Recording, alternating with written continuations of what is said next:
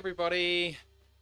Just trying to get my stream sorted here. Matthew Turner, Roar of the Lions, UK, if my microphone is working, but I can't tell whether it is or not because my computer isn't working. Excuse me. Hope you guys are doing okay. Hope you enjoyed the Super Bowl. Hope you enjoyed the college show that just happened. If you didn't watch it, where were you? Always really good value to listen to the boys there talk about the Shrine Bowl and the Senior Bowl, which was really, really interesting stuff. Let's try and sort out this. We're going to be starting in just a few minutes. I think the guys need to reload a bit, so you'll have to bear with us. If you've got any questions as the show goes along, please do get them in. Would love to hear from you. All right. I might try and get Ash in here as well. Thanks, Alan. Appreciate you. I couldn't see whether it was coming up or not. I've been having some trouble with my microphone the last few days, so I'm glad that you can hear me. That's good news. Bear with me a minute.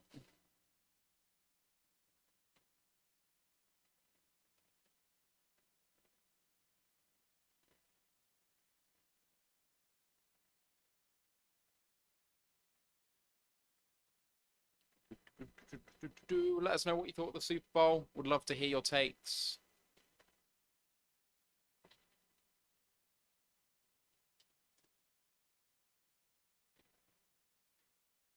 Hopefully the boys will be in soon. They've obviously just done a large 2-hour live stream, so you know they're going back to back. It's going to be a long one for them. For myself, for the Super Bowl part of this chat, I don't think it's going to be a particularly long one. It's not Lions related. Obviously, it's the premier sporting event of the year,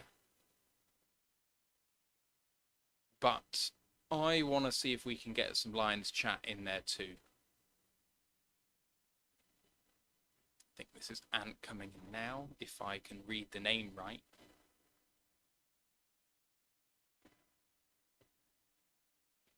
And our survey says, I don't know. Find out in a second when he pops up.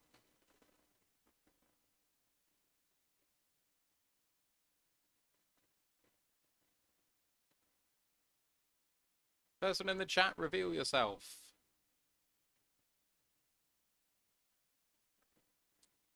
Frustrating. Anyway, yeah, so just to talk about my experience of the Super Bowl this year, it went absolutely as I described in our last show on the main podcast. So went out, my mate came round and we watched the Man City game, which was a blowout, which was really disappointing. Had a couple of beers, then went out, went into town, got a couple of beers on the way, which was really good, and then just ate and drank and chatted, and then the game started, and we must have been out for about 12 hours drinking. It was a really good night, and the game itself was obviously fantastic as well. It's one of the better, for me, one of the better Super Bowls in recent memory. So you can't hate it. Very close to the script too. I mean, you got to hand it to the guy handing out those scripts. They almost had it to a T. Hey Dan, hope you're doing well. Did I hear Ant right that we got raided by Pride of Detroit? Because I missed the raid. I came back later on. Oh, Sissy have just scored. Oh. How you doing, Ant? I'm doing well, thank you. And to a certain Mr. Steve Collins, when he ever listens to this, I finished my show in 1 hour 57 minutes. Not a minute over 2 hours, let alone an hour. So do not doubt me, sir. You said you wouldn't be able to fill a 2-hour show. I think technically I was right. I was 3 minutes short. It feels like the implication of that statement was to say that it was going to be significantly shorter. But like always, the college show, there's just too much to talk about. Well, it didn't help that I got raided by Pride of Detroit as well. I got a ton of stuff from that. So that kind of eked it. Well, obviously I'm happy they did, but I had like 80 people in at one point. And I just like loads of people subbing to Twitch, and I was just like, oh my God, I don't know what's happening. Oh, Twitch is I hate Twitch because I get such a small little screen of notifications. I don't know whether I can make it bigger or whatnot, but I I was think like having to go back through everything and find it. I think the only thing you need to do is maybe load up Twitch in a web page, and then you can go to the creator dashboard, and that will have a full chat and notifications list in that. That's what I do, but it's only like they're only small. I always do. I always do that for Twitch. I need to investigate and make it bigger. But we got loads of new subs, and I did call everyone out. Yeah, so. yeah, I saw. Absolutely crazy. Lots of new followers and stuff like that. It's really But cool. yeah, I got loads of questions and stuff, so it does help the show. Sometimes on the college pods, I don't get much, so hey ho. Yeah. But it's draft season, so people are curious. Yeah, absolutely. I need to go and get a drink, so I'll be one sec. I'm a British man, and I've run out of coffee and tea in my house. That is like I should disavow myself as being British. I forgot to go to the shop on the way home from work, so I'm gonna presume that Ryan isn't on this. He'll probably have no. to put Oh well, he said it was unlikely to. So yeah. I'm drinking juice. I can drink alcohol now. I'm on my second show. Just a minute. Yay! I've got plenty of alcohol in the building. I don't have any beer, but I've got plenty of things I can drink. Fair. What should I drink? What should I drink, chat? Rum or Irish cream? Which one? I went through a whole show without having a single drink, which is not like me. Or I had blackcurrant. Vimto, which is a best drink ever. Vimto is the king of squash. Vimto is the king of squash, and I don't care what Pride of Detroit or anyone over the channel say about our food and drink habits. That is an undeniable fact. We have better squash than you do. Dan Pask said that yes, 55 of you did raid over from Pride of Detroit. Starting at that time on a Wednesday was key, he said, following straight on from their mailbag show in midweek. If you time it I just didn't right, know they did a show. Yeah, midweek mailbag on a Wednesday. And it starts at about 5 p.m. UK time, or like 5:30. So if you start at about 6:30 or 7 o'clock, you catch the back end of their show. Oh, and straight into ours. I was just in Streamlabs. It was just going. I'm thinking, why are there so many people subbing on Twitch? I've got like 2 people listening in there, and I opened it, and there's like 60. I'm like, the devil, and I'm like, oh, they're getting raided. If we can do this from now on, and we can raid them on a Monday, and then they can raid us on a Wednesday, that'd be fucking top. That would be. It would be. I seem to be the one who gets raided. When Tom Grossi raided us, it was me, and you've gone off to like have a break, and I had to do the Grossi raid on my own. I had to do the Pride of Detroit raid on my own. A lot of people actually hung around though and carried on listening. So yeah, it's really good. I'll take that. Yeah. Right, I'll go and get my drink so we can start. I don't know what I want. What do I want? What I really, really want. Oh dear Lord, no. Why did did you see if you're talking cheese here, did you see S Club 7 are reforming? I mean, did you see the picture? That's it doesn't look like cheese. any S Club 7 I ever remember. It looks like a cheap knockoff version of them that like a restaurant gets, like a cheesy chain restaurant will get a knockoff version of someone. Yeah, they doesn't look like a them, tribute does act it? of themselves. Not themselves. It's probably why they're doing it. So they probably need money for fresh clothes. That's probably where they're at now. The last time Sarah saw them was 5 years ago for their 25-year anniversary or 20-year anniversary. Hang on, I thought no, this is 25. Oh, so it's 20. 5 years ago was their 20, and then they disbanded and then reformed for their 25. So if you miss them now, you'll get them in 5 years' time because it will be the 30th. So was Rachel Stevens S Club 7? Yes. Yes. So she was like the only one who had a moderately successful solo career after that, wasn't she? I was wondering that was where for you were going to go with years. that statement, but yes, she was the only one that had a moderately successful. I'm sorry. What were you insinuating? That I was just like, I don't know. What were you insinuating? Nothing. Just she's top. I don't want chat thinking I'm some sort of monster. Thank you. I was simply asking. I can't think of any of the others who had a good solo career. All I'm saying is that 14-year-old Matt liked a bit of Rachel Stevens. Oh dear God! Remember they had that kid version band of them. What were they called? They had like a kid version band, didn't they? And when they've been touring, when they were touring since they disbanded, it's normally been like half of S Club 7 and half of S Club Juniors. Oh dear God! Right, I'm going to get a drink. Yes, People want to go. hear about Lions and Go. Super Bowl, not S Club 7.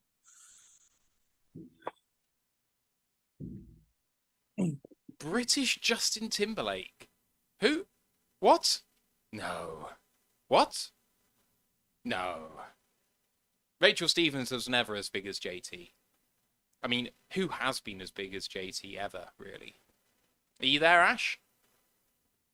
I heard Justin Timberlake come out of the mic really loud as I was walking away there. We will have no NSYNC chat in there, please. Was he NSYNC? He was NSYNC, wasn't he? Yeah. We will have no NSYNC chat in the comments, please. Why? None at all. Why? Because they were terrible. I mean, bye to you, sir. Oh, I think we need a new leader. We can't have someone with this.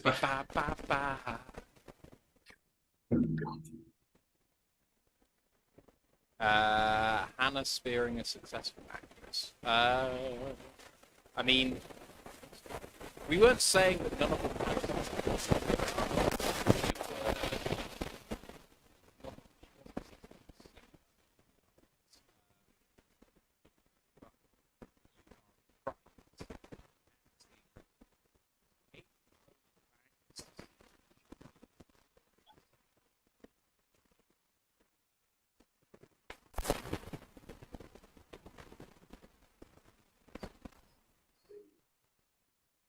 Oh, well, maybe that's not the most successful career ever, but it's not too bad. Dan, in response to your question, we are at 857 subs now on YouTube, which means we're 43 away from the mini rewards at 900. I'll go through that at the top of the show.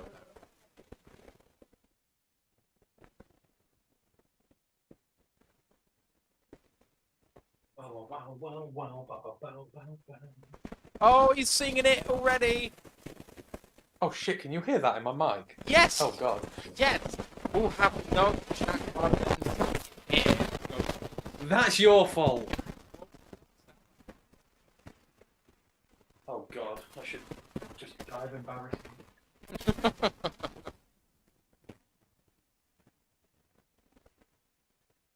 I should probably do what Chris Buffett does and just share my screen as we get ready, because it's more interesting than you guys just sitting here listening to it. I'm not used to having a mic that picks up everything that happens in my room now, because it used to be the mic on my headphones. So I don't realise that people can hear me now while I'm just walking round.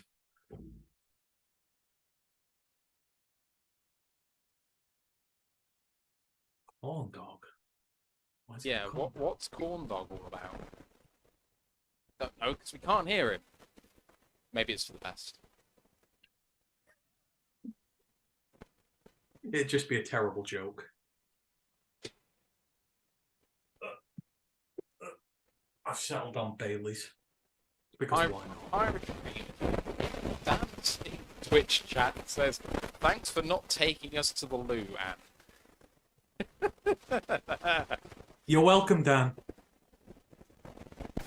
We don't do OnlyFans content here yet, so. Not yet. Ooh, 3-1 City. Who are they playing? Is that the game Ryan's gone to? Yeah. Top two. Oh, should we message it? Why is there weird verb coming off you now when you're talking? Weird what? Sorry. You seem to be like reverberating. Your voice does a bit. Just feels like a little bit of feedback. There we go. I'm kind of half here. How are you in the Zoom chat twice? Oh, now it's in once. Yeah, Zoom wasn't letting me start my video for a bit, so I had a bit of an issue, but I think I've sorted it.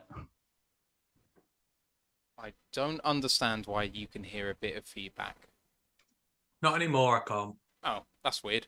I haven't changed It was kind of like a weird bubble-like thing. It's just like woo woo woo woo woo woo woo, like repeating. It's like an echo. Yeah, I was having that too.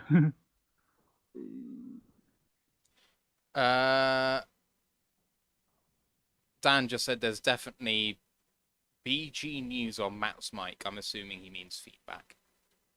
It seemed what I was listening to, it stopped now. So Cool. All right. I have no idea what I changed, but I probably need to buy a new microphone or just use this, which is really annoying because this was not cheap.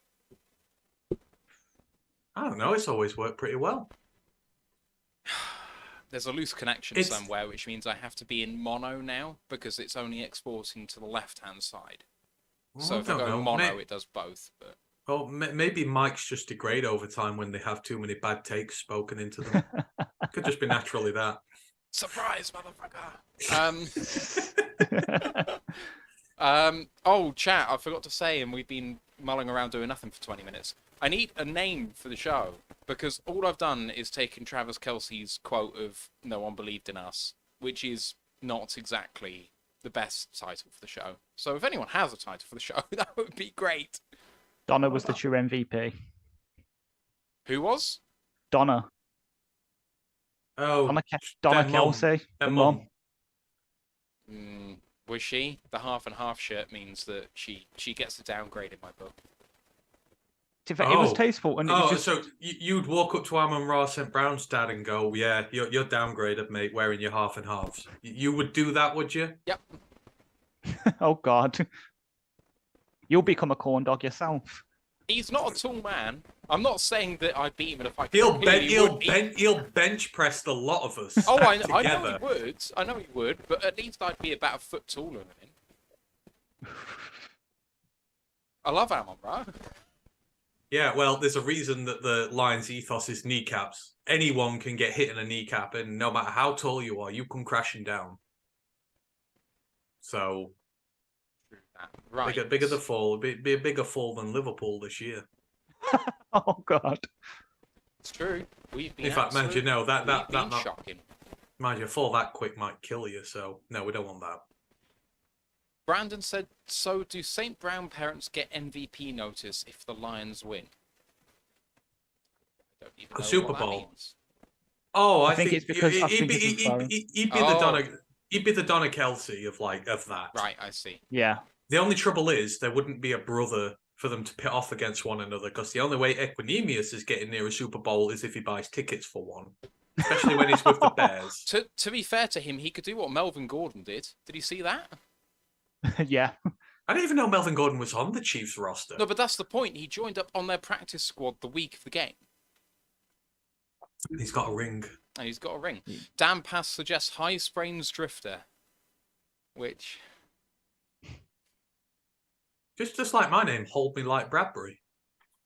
It's Valentine's, or it was Valentine's yesterday. It's a Valentine's-related right. That's better than what I have.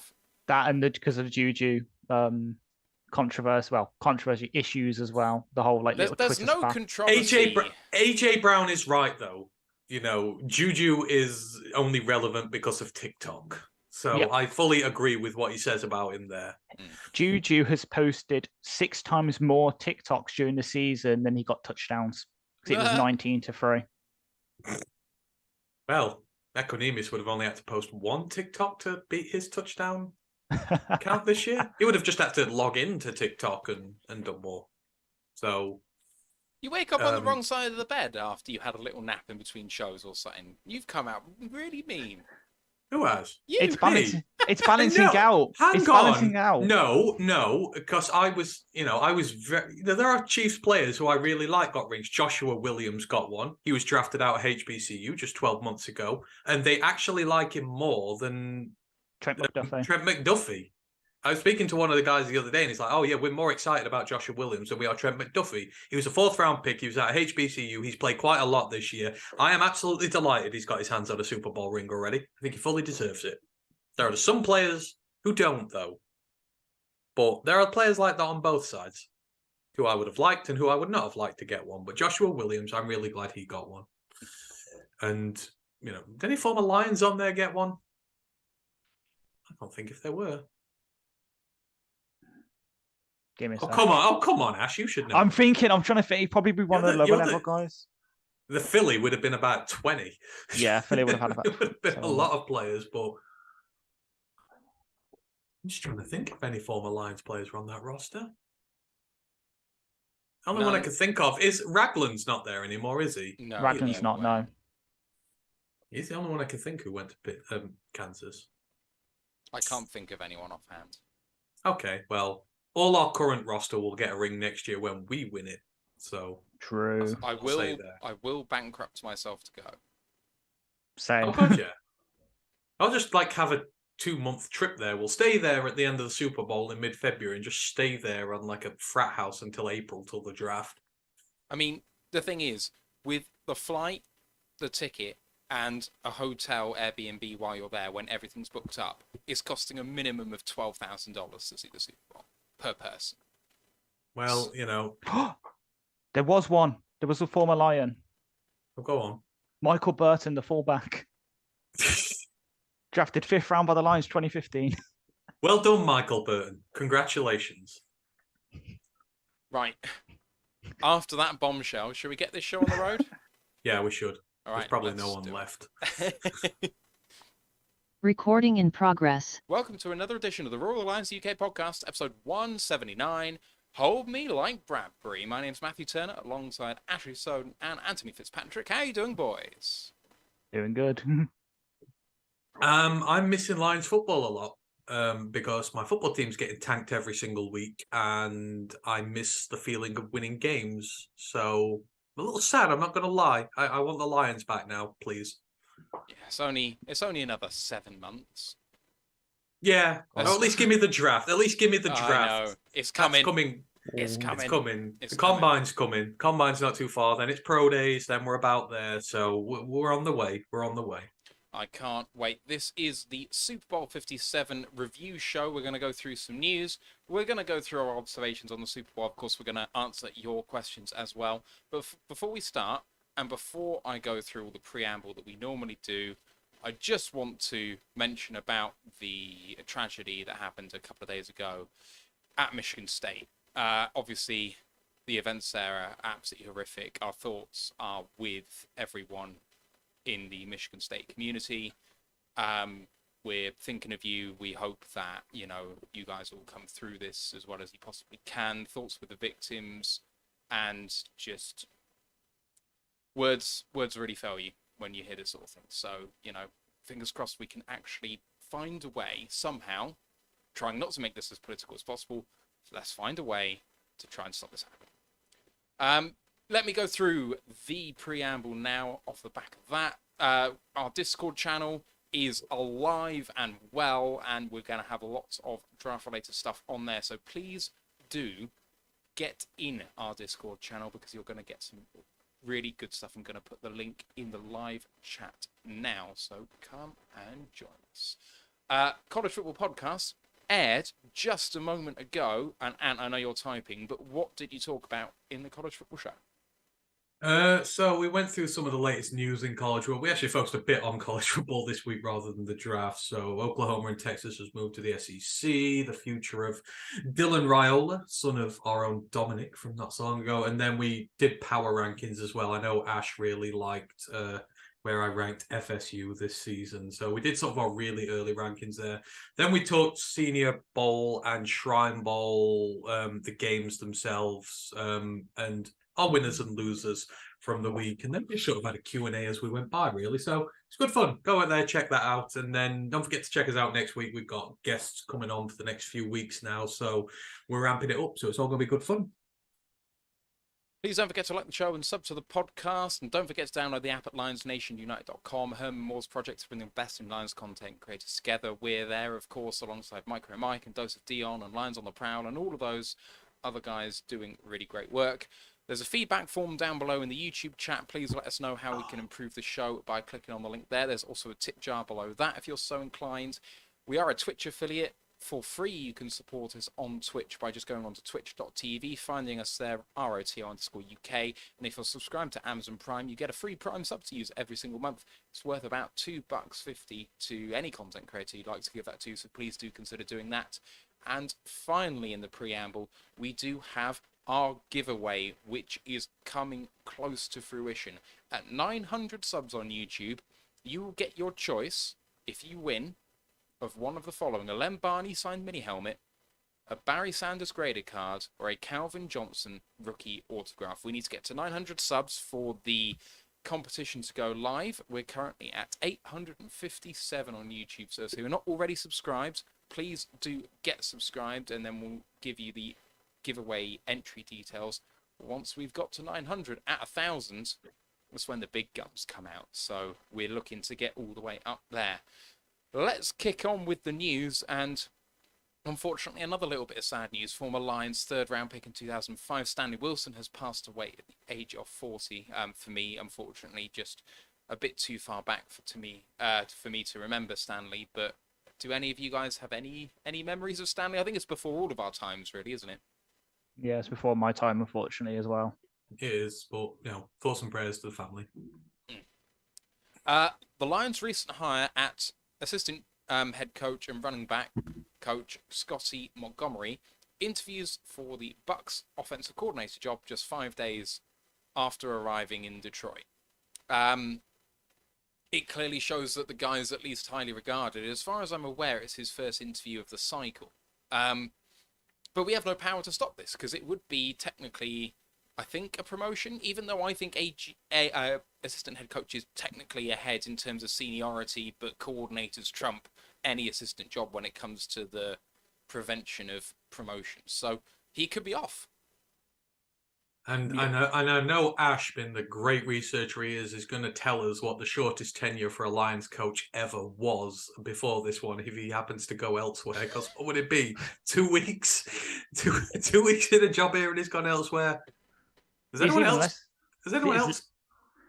It's been less than a week, hasn't it? Because it was like 5 days between the announcement of us hiring him and the Bucs job. But to be fair, so we might have even shorter. I can definitely dig into it for next time. To be honest, I think we can safely say it'll be the shortest tenure of a coach ever with the Lions. I mean, any positional group or anything ever. Frankly, I don't think he'll get the job. I know they're interviewing loads. They're interviewing loads. There's lots of OC positions available, but if he genuinely thought he had a shot on an OC job, he wouldn't be taking this job. So, I don't think he's going to turn down an interview, but I don't think he thinks he's getting it. Do you know what I mean? I think they said they've interviewed loads of people for it, though, haven't they? The Bucs offensive coordinator. Yeah, they said they've had a lot. 10. There's 10 because they interviewed another guy today, so there's been 10 different guys interviewed. So I think they're just doing due diligence on everybody, aren't they? Because I think, and I don't know, but I would like to think that this is maybe another team going, oh, hang on, you know what? The Lions do have a knack of picking out guys to be staff members on their team. Maybe we can get in on this. They know something we don't. We'll give this guy a promotion and sort of snap him out from under them. I feel like there might be something there. I mean, I don't think this will have ever happened before. A staff member tried to be poached so quickly from us, and we have a track record of hiring well. And when we don't, we fire, and then we hire well. So I don't know. Maybe it's praise towards us and the way we hire staff that someone's getting looked at so quickly. Yeah, I can buy it. I can buy it. Yeah. So I see Juice has ended up being the same at Carolina, hasn't he? He's assistant head coach, running backs now. So you can definitely tell it was a personal thing with him going back home to be with family, because he's not received a promotion from this. Yeah. The only coach I can find who's had a shorter tenure was Bill Belichick with the Jets for 1 day. Every other coach I found has got at least 2 weeks in NFL history. But I think the thing with Juice moving to same position is no picks for him for training and developing. I mean, he'd have to be hired as a head coach. I mean, he doesn't get it for coordinators, so Nope. You do. Nope. You do if you get a promotion. No, to a coordinator. It's not. No, it's it's coordinated. It's coordinated to head coach and any front office role to GM. Yeah, it's only head coach and GM. I thought it changed. But yeah, you definitely thought it was personal with him now. If he's just gone for the same position there, but that staff looks really good in Carolina now. I'm not gonna lie. I'm a believer. I definitely am a believer. If they can hit on quarterback, they're gonna be flying. Oh god, yeah, because that's a rubbish division right now. The Bucs and Saints are in cap hell, and then you've got the Falcons, who knows what the hell they are. They could potentially be good, but they're not great. So division's yours for the taking if you get it right in year one. I mean, I think it'd be really funny for the Falcons if they actually did like trade for Lamar Jackson, having spent money on Kyle Pitts, and it's like, what a waste of a pick. Yeah, But anyway, you could have had your quarterback a couple of years. I said at the time, stupid pick. They should have picked Matt Ryan's long-term replacement because boy, how they could have done with him last season instead of ended up with Mariota. And I know you love Mariota, Matt, but I wanted them to start Ridder. I did like Mariota. I thought that it would work for them, but I wanted them to start Ridder. I believe more in Ridder than I do in Mariota, and Ridder wasn't good either. But I just want to say, Howell's going to be starting for the Commanders next year, and they've said so. And I said when he was drafted, he would be a starter for them. People did not believe, but Sam Howell is a starting NFL quarterback caliber guy, and I'm glad that he's at least going to get the opportunity to do so. You say that, but I've heard that is one of the sticking points for people interviewing for their OC job is that they don't want him to be the starter. They want their own guy. Well, I think potentially they want the don't know freedom ball. to choose rather than be stuck with him, definitely. But I think very few OC. If you're going to a team that's fired its OC, you're not generally going into a position where the quarterback's a good thing. If you've got a good quarterback as an OC, generally you're keeping your job if you can do well with them. But I think Howell's going to be a starter there, and I think he's starting caliber, and I hope he does get a good shot because I think he'll be really good there. Final bit of news, which actually happened shortly after our last show, but worth just stating it. It appears as though defensive coordinator Aaron Glenn is returning to Detroit after missing out on the Colts and Cardinals jobs. Those jobs both confirmed in the last few days because they both hired the Eagles' offensive and defensive coordinators as head coaches, respectively. I know that in some form or fashion, people have said on this show that they're not actually that worried about Aaron Glenn going, but I do think as a project that him staying in the position has the most opportunity for success compared to someone else coming in who doesn't necessarily play the system and doesn't know these players. I'm not necessarily sold on him as a great defensive coordinator, but in terms of the Lions' success next year, I think it does actually match up with us having the best chance. I don't know about you guys. I think it's the best situation. I think this applies to both coordinators. I think it is the best situation for all involved that they both stay another year. In Ben Johnson's case, he needs to show that he can replicate his 1 year of big success so far when we're under expectations to win the division and get into the playoffs. Can you still make those ballsy calls in the games that matter and really hammer home just how good of an OC you are? And in Aaron Glenn's case, he's probably going to get a lot of backup in the draft, a lot of new guys. And then a lot of his guys we've drafted in the few years, Aleem, Hutch, Rodrigo, all these guys, they're going to start being second, third year guys now. So you're losing the excuse of having a young defense there as for why it's not doing well. And hopefully we invest in free agency. And you want to see Aaron Glenn be able to put together a top half of the NFL defense because he needs that, I think, if he wants to get at least a good NFL job and not be like a 1 year guy like the Texans use just as a placeholder or something like that. And in Ben Johnson's case, I think it elevates him to possibly most wanted guy in the next head coach cycle if he has a year where he helps us get into the playoffs. And of course, Detroit benefits from having the longevity of the coach, familiarity of scheme. So I think it works for the team. And I think it works for the coordinators that they're all here another year, at least, whilst they attain their own goals to move on forward in their career, which will benefit us both. So I'm glad he's back. I know I said I wouldn't mourn his loss as much as Ben Johnson's, but I always said that it's best for all parties that both of them stay and carry on building the project here, because then they'll get legitimate interest in the next draft cycle. Yeah, I agree. Though I did put out in the season preview plan today, Glenn is very much at a make or break point this season, though. So we can assume that he's going to get a lot of reinforcements in the draft. So either he has to get that defense to perform and he gets those head coaching offers, or he doesn't and he might be on his way to the job center queue instead. It's very make or break for him, in my opinion. It's weird, isn't it? We're saying... Sorry, Matt, go on. I was just going to say, there's got to be a fairly wide middle ground where he does actually well enough to stay here and not well enough to get a head coaching job. Because I know that we weren't exactly good, but people believe in him as a leader of men.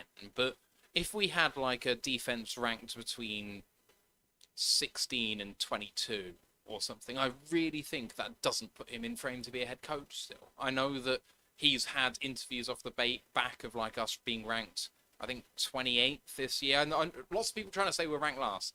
Only in only in one We metric. were after like 6 weeks, but not Yeah. after that. There was only one metric nationally that we're last in defense, but otherwise by DVOA we weren't that bad at all. We were like 27th or something. So and he's still getting head coaching interviews off the back of that. But I still feel like for middle of the pack, why does that give him the right? I don't get it. So I kind of agree with Ashley. I mean, theoretically, if we were to say that Aaron Glenn in this time in a year was going to get a 4th year in Detroit as DC, and he wasn't going to get a head coach, what would be acceptable this year to keep him for a 4th year? Because I'm with Ash. I think this is kind of a pivotal year for him. He's now losing the shield of excuses, the young defense, the rebuilding. I think we're really going to go hard on it this season, and I think it has to step up to expectations to back the offense. So if he's going to get a year 4, theoretically, what does he have to do year 3? Whether it be where it ranks, what it does, I don't know. What's the boundary for us? I think the thing for me is just seeing him not get totally tactically outclassed. Like, if there are good performances, if it's just sometimes their execution was better on the day, then fine. But if you have days that you have against Carolina or something like that, that's not acceptable. But I mean, in general, last year, and this is one of the big reasons why I wanted to keep him, when it came to playing against some of the harder teams to play against in the NFL, he absolutely stymied them. I thought that was absolutely fantastic. You look at what we did to the Giants and similar teams. Like, that was meant to be, oh, we can't stop the run, so how are we going to be able to do this? And he absolutely just killed it. So that gave me hope. So you're not too fussed about like rankings as opposed to what you see? Like the eye test, I guess we would call that if they're doing it's well there. all about eye test. I mean, the thing is, when we were 3-13-1 in the first year of this regime, the team passed the eye test. But by normal metrics, and national people were kind of saying, well, yeah, but these guys are still on the hot seat because, and it's like, well, no. Have you seen us? I don't know. Ash, what do you say? Is he what level has he got to reach this year to get a year 4 if he doesn't get a head coach job? If he doesn't get, he's got to be, that sort of middle tier. So about 22nd to 16th. Anything above that, and he probably will get looks. Anything below that, unless it's like major eye test, like we just had major injuries or something, then he has to be gone because he's had 3 years. We've invested heavily in the trenches. It's worked this year. Now we're looking to invest heavily in the secondary, which is supposed to be his thing. So if we don't see a turnaround like he did in, say, New Orleans, where he went from, I think it was the 32nd ranked secondary to near the top when they drafted Marshall Lattimore and he won Defensive Rookie of the Year and all that. Unless we see something like that here, where he's got the keys, he's been able to pick his guys. Can he stick around? So it has to be combination of eye test and at least some form of major improvement in terms of DVOA, passing yards, first downs given up, because we were also 32nd in the league in that as well. We gave up most first downs on defense. So we need to see some major improvements in those areas where we can turn around and say, okay, you might have been the 20th ranked defense, but you did enough developing Devin Witherspoon. You got a bit more out of Jeff or Jerry, where we can say, okay, you've conceded foundations, you get one more year to prove it, kind of thing. Yeah, see, I don't feel like it's unfair to start asking for, like, on the better side of a top 16 defense. After 3 years and a lot of investment of draft capital, I feel like it's not unfair to start thinking that you need to be in that ballpark or need to be going in that direction. Or at least a showing on the field that there's like, oh, wow, this is actually much better, even if the stats aren't showing it. But I don't know. I feel like there has to be a market improvement this year for him to get a year 4, if theoretically that was the case. Test, so isn't it? I guess I don't know, because I'm more of an eye test guy than a stats guy, but I don't know. In this case, I would like to see the stats start to emerge as well. It's like, say, year 1, I saw the eye test as well. I thought it was great considering what he had. But last year, I'm like, is it developing as much as I want it to? It looks good in parts, but I don't know. I just think we're going to invest that much in the offseason this year that we should expect market results, improvement in form. Yeah, definitely. And we'll crack on with that conversation as the weeks progress. 2 weeks from now, we're going to be doing our free agency look into the defense. So, in particular, that will assist in this conversation, I think, in terms of looking at what we could have for the 2023 NFL season. Let's move on now to the Super Bowl chat. Ended 38-35 in favor of Kansas City, despite my heavily wagering against that, which was frustrating. And what an unbelievable overall Super Bowl it was. Patrick Mahomes, incredible performance. And it's strange to say it when he has a stat line of 182 yards passing. But he absolutely stole the show. And, you know, his 6 carries for 44 yards really got them over the line. And Jalen Hurts was probably the best quarterback on the day. I mean, you have a look at what he did. Apart from the fumble 6, Hurts was exceptional. 4 total touchdowns for him. 27 to 38, 304, and then 15 for 70 on the ground. That sneak is unstoppable. And I don't care how many people they pile into it. A lot of it is to do with him and how he drives that ball. Both teams go and hammer and tong. It's everything that you want from a Super Bowl, boys. Yeah, I think we all have to eat a slice of humble pie because we all predicted the Eagles by double-digit points and double scores. But that, you know what, in fairness, that Chiefs offensive line was incredible.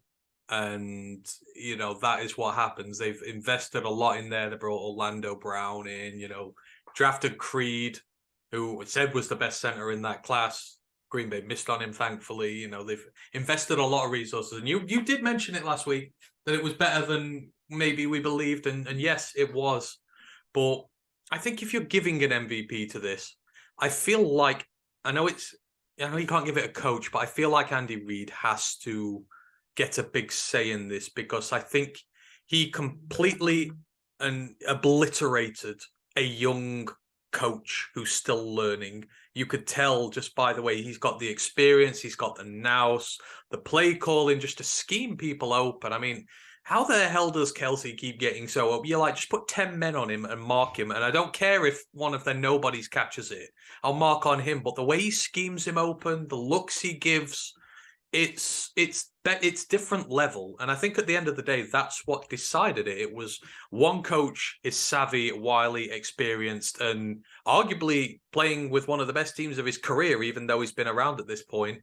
And another has a great team, but he's young and learning. And I think when the pressure came, he just wasn't able to get over the line with it. And that's just inexperience at that point. And I think in due course, Sirianni will learn from this and they will be back, whether it's next year or in 5 years' time. But I feel like Andy Reid deserves a lot of props here. He protected his injured quarterback incredibly well and allowed him to perform to the best of his ability. 100%, I agree. If it had to give it to a player, because you have to, it would have been Kadarius Stoney for me because there was that little stretch in was it the start of the fourth quarter where it was him catching a touchdown, then the massive punt return, then another touchdown. That little period where he just took over the game completely flipped it for me because it was at that point I was there lying on my friend's sofa watching it at like 2:30 in the morning, just going, I can see where this is going. This is the 49ers Super Bowl all over again, where the 49ers were ahead. It was coming up to the end of their game, and then the Chiefs just suddenly turned it on and won the game. So I could just see it then. And that's why I've called myself corn dog, because that's the play that they ran twice in the space of like a couple of minutes that got them the touchdowns. That's what Andy Reid calls it. He calls it corn dog because it's his favorite food and that's his favorite play, and it's worked for him. See the quote about him having a pizza afterwards, and then he's like, "Oh, I had a salad to satisfy the fat side of myself," and I'm like, "Bless you, Andy. Never change. I Never love Andy change." Reid. I love him.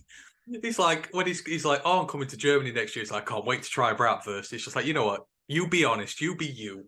It's just so genuine.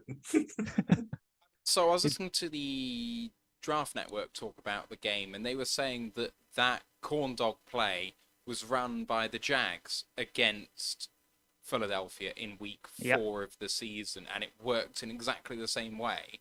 And also, apparently, the Chiefs also ran a play that we ran against Philadelphia in week 1. So, they clearly did their research in a very, very, deliberate fashion. Yeah, it was the 2 running back set where you had McKinnon on the left-hand side of Mahomes and then Pacheco on the right. McKinnon sort of runs towards the right-hand side of the line. Obviously, doesn't get the ball. Pacheco gets it, just runs up the left end and gets about 20 yards. So for us, it was with Jamal and Swift. So Jamal playing the McKinnon role and then Swift playing the Pacheco role. And I think, that's kind of where Philly came a little bit undone. I think we talked about the front 7 and how good it was, but I think they relied too much on the front 4. They didn't give them much help. There was not much blitzing in there, much help from the second level or the cornerbacks. And it's like, that's what you kind of need to do. Now, I think they thought we'll do what Tampa did to them 2 years ago, but obviously that line was not as good then. And Tampa had probably even better players than Philly do now. But they thought, we'll let the front 4 do this stuff. We'll drop people into coverage. We'll stop Pat from passing. But it just did not work that way. And they never seemed to adjust to it. Hassan Reddick was a bystander. Jordan Davis, a bystander. All these guys on there. Fletcher Cox, bystander. That is the best D-line in the league, maybe. Just completely and utterly nullified. And I think, they didn't learn. It's like, you can't just rush the front 4 all the time. You got to give them help, give them different looks. Just never felt like Mahomes was under that much pressure. I mean, I might have even gone in a different direction because the problem that they had is that Mahomes was getting the ball out in under 2.5 seconds. And I don't care how successful your pass rush is, you ain't getting pressure on someone who can get the ball out that quick. So why not drop to 3 down linemen, get more people in coverage, and say, no, you have to hold the ball for a while, and that gives your defensive lineman maybe a chance to actually get some pressure up front, because sometimes the answer isn't more pressure, it's less in that situation. Mahomes, when he's having to hobble around on a bum ankle, the last thing he wants to do is hold the ball that long, and if your defensive line is actually that dominant, maybe the 3 can actually get success by giving them time. Like, it just felt like Mahomes had it so easy in that second half. It did. Oh, sorry, Ash, go on. I was going to say, and that's why I've seen quite a few Philadelphia fans who are not upset at all that Gannon's gone to Arizona, because even before the start of the season and throughout, I've seen fans not liking him because he is very conservative with his calls. I know it worked. He did wonders against us. We managed to put 30 up on them when we weren't at our best point. So yeah, he's very conservative, runs the same kind of plays over. Like, I remember watching it, I was thinking, why is his sheet that small? He literally had like a sheet of A4 paper with his play calls when everyone else, Andy Reid, Sirianni, Steve Spagnuolo, the Chiefs defense coordinator, all had massive sheets, and he's got an A4 sheet of paper. He wasn't adjusting. So yeah, I completely agree, especially since Reddick, I remember hearing on the commentary, he doesn't do that well again. He's not a speed guy. He's a power guy. And Wiley, their Chiefs right tackle, is really, really good against power rushers. But if you put a speed guy in, he does nothing. Just kept putting him against Wiley snap after snap, and he wasn't doing anything. The adjustments were not there at all. And it feels like that the influence of the head coach in this game, because you obviously know Reid has influence on the offense. It's not just Bieniemy calling plays. Reid sending them in there and doing his thing. And then Bieniemy doesn't even call plays, does he? It's all Andy Reid. No. So you've got sort of Reid in there doing it, and then you've got Sirianni on the other side who's not filtering into the defensive plays and not, so this needs to change, something needs to happen. Because I genuinely think they went in there with the thought that we'll just do what the Bucs did. 4 guys, decimate the line, send him packing, give him nothing to pass at, we'll win. And it didn't work that way because they're much better there now than... Mahomes, when healthy, ran for over 500 yards in that Bucs game because he was running for his life. In this one, I don't feel like he ran 50 in fear of his life. He probably ran more as a rusher and got yards on a bum ankle than he did running around in the back of the pocket trying to evade pressure. It's just like, you've got to be aggressive. You saw they landed 1 hit on him and hobbled him. Why not just be aggressive at the beginning? Land a couple of hits on him. Even if it costs you a couple of penalties, really rough him up and make sure that he can't have the impact on the game. And they did not do it. No. They just kept him happy as Larry all game. Ash mentioned the Detroit game that Philadelphia had. That game ended 38-35 in favour of Philadelphia. It also ended 24-14 in the first half to Philadelphia. So some interesting similarities to the 2 games. Philadelphia ended the first one up. Yeah, so just while we're mentioning players here, by the way, I think they've said on the back of this game, the quarterback sneak with running backs pushing for back, they're going to outlaw it, or they're going to try and outlaw it. Do you think? Who said that? So it's been coming. It has been mentioned that it's going to be talked about in owners' meetings that that particular play they're going to try and outlaw it because in a situation where you need like 1 yard, it's very hard for a D tackle to have to deal with a nose tackle pushing him, then a quarterback pushing him, and then 2 running backs anchoring behind him to do it. And I know you can bunch in there, but the argument is that it's an unfair play. I mean, I guess the Eagles exploited it in this. They converted so many 4th downs just from that sneak alone, but they are talking about banning it now. But I don't know the legitimacy of it. Personally, I don't know. I just feel like us as Lions, we don't deal with the quarterback sneak particularly well, so we need to coach better. But I wouldn't mind it going, but I do think it'd be a bit harsh if they got rid of it. I don't know what you think about it, but it'd be an absolute joke if they get away with it. If they get away with banning it, because it just smacks of, oh, there's this game-breaking play that we can't stop, so we've got to ban it. Like, just get over it. There's a way to stop it, and it's called fighting fire with fire. Like, there was no adjustments in this game to try and make it a proper rugby scrum that's got equal players on both sides. That's the way to combat it. It's bloody obvious what happened there, which was the Eagles going... the Eagles, the Chiefs going, oh, I give up. I can't stop this. And it's like, put more players in there. Like, the point of a rugby scrum is that you've got 8 on 8 in that matchup. So, okay, put 8 people in there then. You can have 3 on the back end monitoring for anyone coming out, and the one at the back and on the corners of the scrum can also monitor for any tomfoolery happening because they fake it. Like, you've got to put bodies in there to stop that happening. At the end of the day, the person with the ball ain't at the front. So, stop the guys in front of him moving. It's not hard. See, I should get a lot more than he wants. He wants the Aleem touchdown sneak. Well, you could send your entire offensive line onto a quarterback sneak while you're on defense. Just have your 5 D tackles on and your O-line backing them up in a scrum. Just like, ain't no way you're doing this, pal. That could be fun. You're talking my language. And then you can have like Penne as the guy on the back because he's that athletic gifted. If they try and run a running back on the outside, he'll just go in and smash him. Yep. This raises so many interesting possibilities putting scrums in there. All your D line, all your O line, send them in. That's your heavy package. Oh. At the end of the day, rugby and American football are born of similar traits. And I'm not entirely 100% sure on the origins of American football. I have looked it up before, but I'm pretty sure they're basically offshoots of each other. So the idea of a scrum is well worn. Like, all I would say is the Americans could learn from rugby in throwing laterals. If you get a rugby player to go there and teach them how to actually throw a lateral ball properly, I think teams would be a lot more successful. Well, the only one who's actually got it down is Travis Kelce.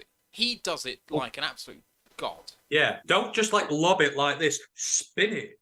Throw it like a rugby player. That is how you do a proper lateral pass if you want to keep it out of the way of someone. Don't toss it in the air and let any, so-and-so want to go up and get it. They could learn that from rugby. Sorry, Bash. Bills did it in a preseason. Remember when they had Christian Wade for the international pathway? They ran it. God, it was the second preseason game because it was the one where Wade had that massive run. Later on in the game, they had him do like a sort of rugby style play with him and one of the rookie running backs they drafted that year. Actually, might have been Devin Singletary, where they had Wade sort of get the ball and then rugby pass it to Singletary. See, the one thing, I know we're getting off topic of the Super Bowl here, but I'd just quickly say the one thing I would love to see them adopt from rugby is the kickoff. When you smack it in the, especially when you're on a when you're on a kick recovery. Don't just dink it along the ground. Smack it in the air. Give your guys time to get underneath it and reclaim it. Do it like a proper... So if you're thinking about maybe doing a drop kick as a kickoff... Not a drop kick, but you know what I mean? You put... big velocity on it, get it sort of up in the air, not too far, so you can get your guys under it. I know they do it out their hands in rugby, but you know the principle of it. Instead of kicking it along the ground and hoping it bounces, kick it higher up over a shorter distance so you can get under it and claim it. The problem with that, and I've seen people try and do it, is that from the start of it being on the cone, you can't get enough height and have it go the legal distance. I haven't seen it work so far in football, and I've seen people try, and maybe it's just poor execution, but the reason that it goes higher at hand is because it starts higher and you can get more power underneath it. Like, it's just a physics question, really. But the speed they move, you don't actually need to get too much height on it. These guys move like that. It's very quick. The other thing I think is that you can fair catch from kickoffs. You can, but if you are there in time to be able to claim it, I don't know. I just feel like it's something. I mean, there's lots of Aussie rules guys in there. They play similar to rugby, so I feel like you could get Aussie rules specialists in to try and get the kicks like done that way. Anyhow, we've diverged. I'm sorry. We have. But No. It's interesting to talk about. Hey, we're talking about the Super Bowl only in here and a few listener questions, and that'll be our show. So, I mean, I know it's already 10 o'clock, but hey. Just let's talk about the first half, because it was a game of two halves, very much so. And apart from the Hurts fumble 6, the Eagles have an absolutely perfect half, 24-14 up. Kansas City, and it seems like mad to say this, Kansas City punted 3 times in the first half and missed a field goal. Like, it couldn't have gone much worse for Kansas City. The fact that they were within 10 points was an absolute miracle. And didn't they only have 8 minutes of offense? Yep. I'm not making that up, am I? You're so not. I know we said about Hurts had a great game. I'm not knocking Hurts at all, but we talk about that fumble 6, and the trouble was Philly was so dominant in this game. That fumble 6 came at the worst time. Like you said, you went to halftime. They didn't have a lead. When you are 22-8 up in terms of time of possession in a half, you would expect to be a lot further in front than you were. And of course, they got 7 points just from that recovery itself. And that for me was a death knell, because they were so far on top and they were never going to be that far on top all game. You've kind of, when it's going your way, you've got to take maximum advantage. Like when the Chiefs came back, you just thought, oh, it felt inevitable. It is. Especially after Tony bought the recovery back, you're thinking, here we go. But when they had the momentum, they kept scoring, drive after drive after drive, touchdown, touchdown, touchdown. That fumble from Hurts at such a critical time when they were on top, and they carried on dominating even after that. It was just like, the lead's not there. They've not built the lead they needed with it. So I just felt at that time, it was just like, it felt like they were going to come back and be bitten. It was not enough of a lead at the first half to justify the stats and the time of possession and all that. But the Eagles played incredibly well. I'm not going to lie. Those lines looked incredible. They were moving it slow. They were moving it methodically. The drives were taking forever. Mahomes was sat on the side for a lot of the time. If you take that fumble 6 out the equation, I think the Eagles win, just because they completely and utterly dominate them. And the Chiefs go in at the half with an injured quarterback, and they're like, well, the hell, we've had 8 minutes in that first half. They're 20-odd points in front. We're screwed. I don't think that comeback happens. So I feel like it all centers on that one play, a large part of it. Hard to disagree with. Yeah. Oh, go on. No, you go ahead. I was going to say, I kind of agree with Ant. Like, I was watching it, and when the fumble 6 happened, I remember turning to a friend, like, oh my God, like, watch that come back in 2 hours and it's going to be close. And that 7 points has happened there could be the difference between a win and a loss. And then it happened. Like, I remember remember putting the Discord, like, swearing because I was scared. I agree with Ant.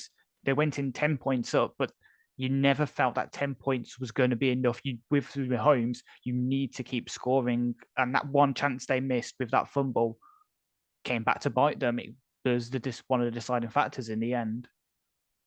What did you think of the Eagles kind of settling for a field goal when they could have gone for it at the end of the first? I mean, they were a little far away. They did well to get themselves in range, but then some people kind of wanted them to go for it. They were only 7 up at the time. It would feel like you're going for the jugular. But for me, I did kind of think that it was the prudent call. But some people don't think so. I thought it was a really good call because he'd spent most of the half being aggressive.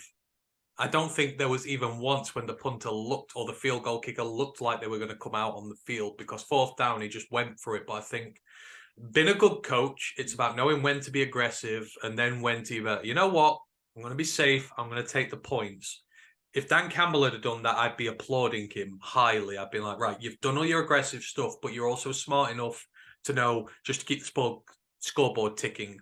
So I'm absolutely 100% fine with what he did. Take the points, because you never know if they'll come into handy or not later on. And I don't want to risk not having points on the board, especially when, again, I've been so dominant in that first half. I know deep down that I should be further in front, but I am just going to add a few more on, just to try and make as much of the dominance as I can. So no issue. Same, because imagine if they tried to go for it and they didn't get it, they would only have been 7-up coming into the half, and Kansas City were getting the ball back after the half, and they scored from it. If they didn't go for that field goal, instant tied game at 9:33 in the third quarter, instead of having that tiny little bit of a cushion still, then again they did go for a field goal again after that, and that's when Casey suddenly turned it on. So, well, it might have been a little bit too late, but at least going into the half, it was a good idea in my mind as well. And I think, sorry, I was about to say, and I think the Philly offense called a really good game in the first half. The ball was evenly distributed. I think, AJ Brown had 8 targets, Devonta 9, Dallas 7. I think they spread it out, so you never knew where it was going. And it seemed like the Chiefs were genuinely struggling to get the ball. It wasn't until that fumble recovery. They'd not really given them anything before that. So offensively, they came out and they put a hurting on them. And it's not often teams do that to Kansas so easily. So, I know we get lost in the fumble and that, but you have to say, from an offensive standpoint, I'd be very happy as an OC at the half by what my team had done. And I thought they played it a blinder. Let's talk about the touchdowns in that first half as well, because there was a lot of debate about the second one. That's the only passing touchdown by Hurts, who kind of put it in there into double coverage, which I'm putting in inverted commas because I don't believe that people are genuinely calling it double coverage, saying that it should have been picked off. What do you guys make of that throw in particular? Because it was divisive, shall we say. I'll give my thoughts at the end, perhaps. Which one was that again? Sorry. Jalen Hurts to AJ Brown. AJ Brown. That was the one where the guy got in a right muddle, wasn't he? When he turned his head to find the ball and lost his footing, didn't he? The KC back. I can't remember who it was.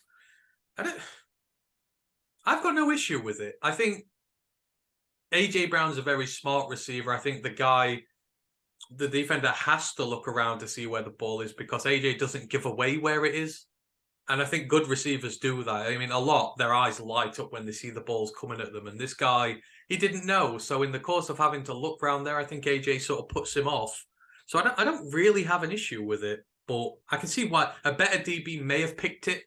But I feel like they didn't dial up too many risky long throws in that game. So, as long as they're not going crazy with it and just putting it into danger all the time, I think when you do, I think it's acceptable. And I think given the plays that had preceded it, it was kind of like, it was a lot different. I don't think KC were expecting it, to be fair. So, again, I don't really have much of an issue with that. See, I'm going to be honest. I didn't see it because that's the one time my stream froze at my friend's house. I refreshed it. And I just see, as I'm refreshing, I see Twitter go off. I'm like, oh no. See, I didn't get to see it, unfortunately. So, for me, the second defender isn't an issue in the throw. Like, Hurts takes the second defender out with the throw, and also Hurts, AJ Brown's route takes him out. So it's single coverage. There were 2 defenders in the area, and one wasn't a factor. For the one that was a factor, it's one of those throws where it gives ultimate advantage to the offensive player by the nature of the throw, and that is receiver goes deep, ball is slightly underthrown. It's always really hard for the defender to get his head around and come back to the ball when head tracing back. The ball as it was, I don't know if it was intentional, slightly underthrown, it allows AJ Brown to go and get it, which is what he's really good at. So, a well-timed route by Brown, on the same page as his quarterback. I think it was a perfect throw for the situation, and I thought it was very, very well done. Very well executed. people are saying it should be picked off. I mean, maybe there's always a certain element of problem when it comes to deep ball throws when the coverage is good-ish, but it for me was an exceptional throw by a quarterback who had a great day on the whole. Yeah, and I don't disagree. Again, I know it's a massive play and the fumble's in it, but just cut the fumble out of that game. He played it almost perfectly, Hurts did. Whether it was escaping the pocket, running the ball when he needed to, but he was very calm and composed. And to be honest, I think the drive after the fumble was really indicative of just what he's like as a player, because then, doing that that could crush a lesser player. And for him to come out and be able to play the way that he did in the aftermath of such a big mistake and still appear unfazed and still slinging the ball really well, I think it just speaks kudos to how good he really is. And actually, I was really happy. I didn't want that to knock him down too much. So, again, yeah, I had no problem with most of his throws that game. I think he was really, really good. And it's just unfortunate he came up against a phenom coach. Again, I think it's the coach. I don't think it's Mahomes. I think it's a coach. I think any other coach and the Chiefs don't win that game. I genuinely do. I think it's a great tandem. Really, people cream themselves over Mahomes, and I don't think that's entirely fair on Mahomes. But it's the same with Belichick and Brady. At the end of the day, even though Brady's won a Super Bowl away from Belichick, I think it would take a person of extremely strong character to say that they think that Brady has been as good, if not better, than when he was in New England. I just don't think it's legitimate. The two of them made each other better, and I think the same is true of Reed and Mahomes. They are just on the same page. So we had this conversation when you asked the question about Dan Campbell and Brad Holmes, Sophie's choice, who would you get rid of? And it's not really a choice, because I think both of them elevate one another to a point where they make each other a better player and a person. As in this case, it's a GM head coach relationship. They both make each other better. And I fully agree with you. I think Andy Reid and Patrick Mahomes make each other better. Now, Patrick Mahomes is still a really good quarterback, but does he win 2 Super Bowls without Andy Reid calling those plays? I don't think he wins this Super Bowl without Andy Reid calling plays. No matter how good he is injured and vulnerable. And he's behind an elite offensive line as well. But then does Andy Reid, who hadn't won a Super Bowl for, 2.5 decades before the Chiefs, does he win Super Bowls without Patrick Mahomes? He absolutely does not. Oh, well, I think the odds are a lot, lower than he does. So I agree. I think they are a perfect tandem, legitimate play caller with generational quarterback means Super Bowls. Outside of that, we've seen generational QBs like Andrew Luck, nowhere near a Super Bowl. And we've seen really good coaches, nowhere near a Super Bowl. To build off that, that's why I find it hilarious that everyone's doing the revisionist history of like, oh, what happens if the Bears took Mahomes over Trubisky? Just because Mahomes did so well, Casey does not mean he would have done well in that situation in the Bears. He'd have been traded to Pittsburgh and he'd be getting punched in the face by his wide receivers in a practice squad meeting. That's where Mahomes would be. Exactly. Which was a fake story. Oh, well. But yes. I would like to think that someone punched Mitch Trubisky in the face just because I hate him for what he's done to us. Yes, so, quite. But, I mean, I think Mitch would have probably won some with the Chiefs if he'd gone there. Yeah, that's what I was about to say.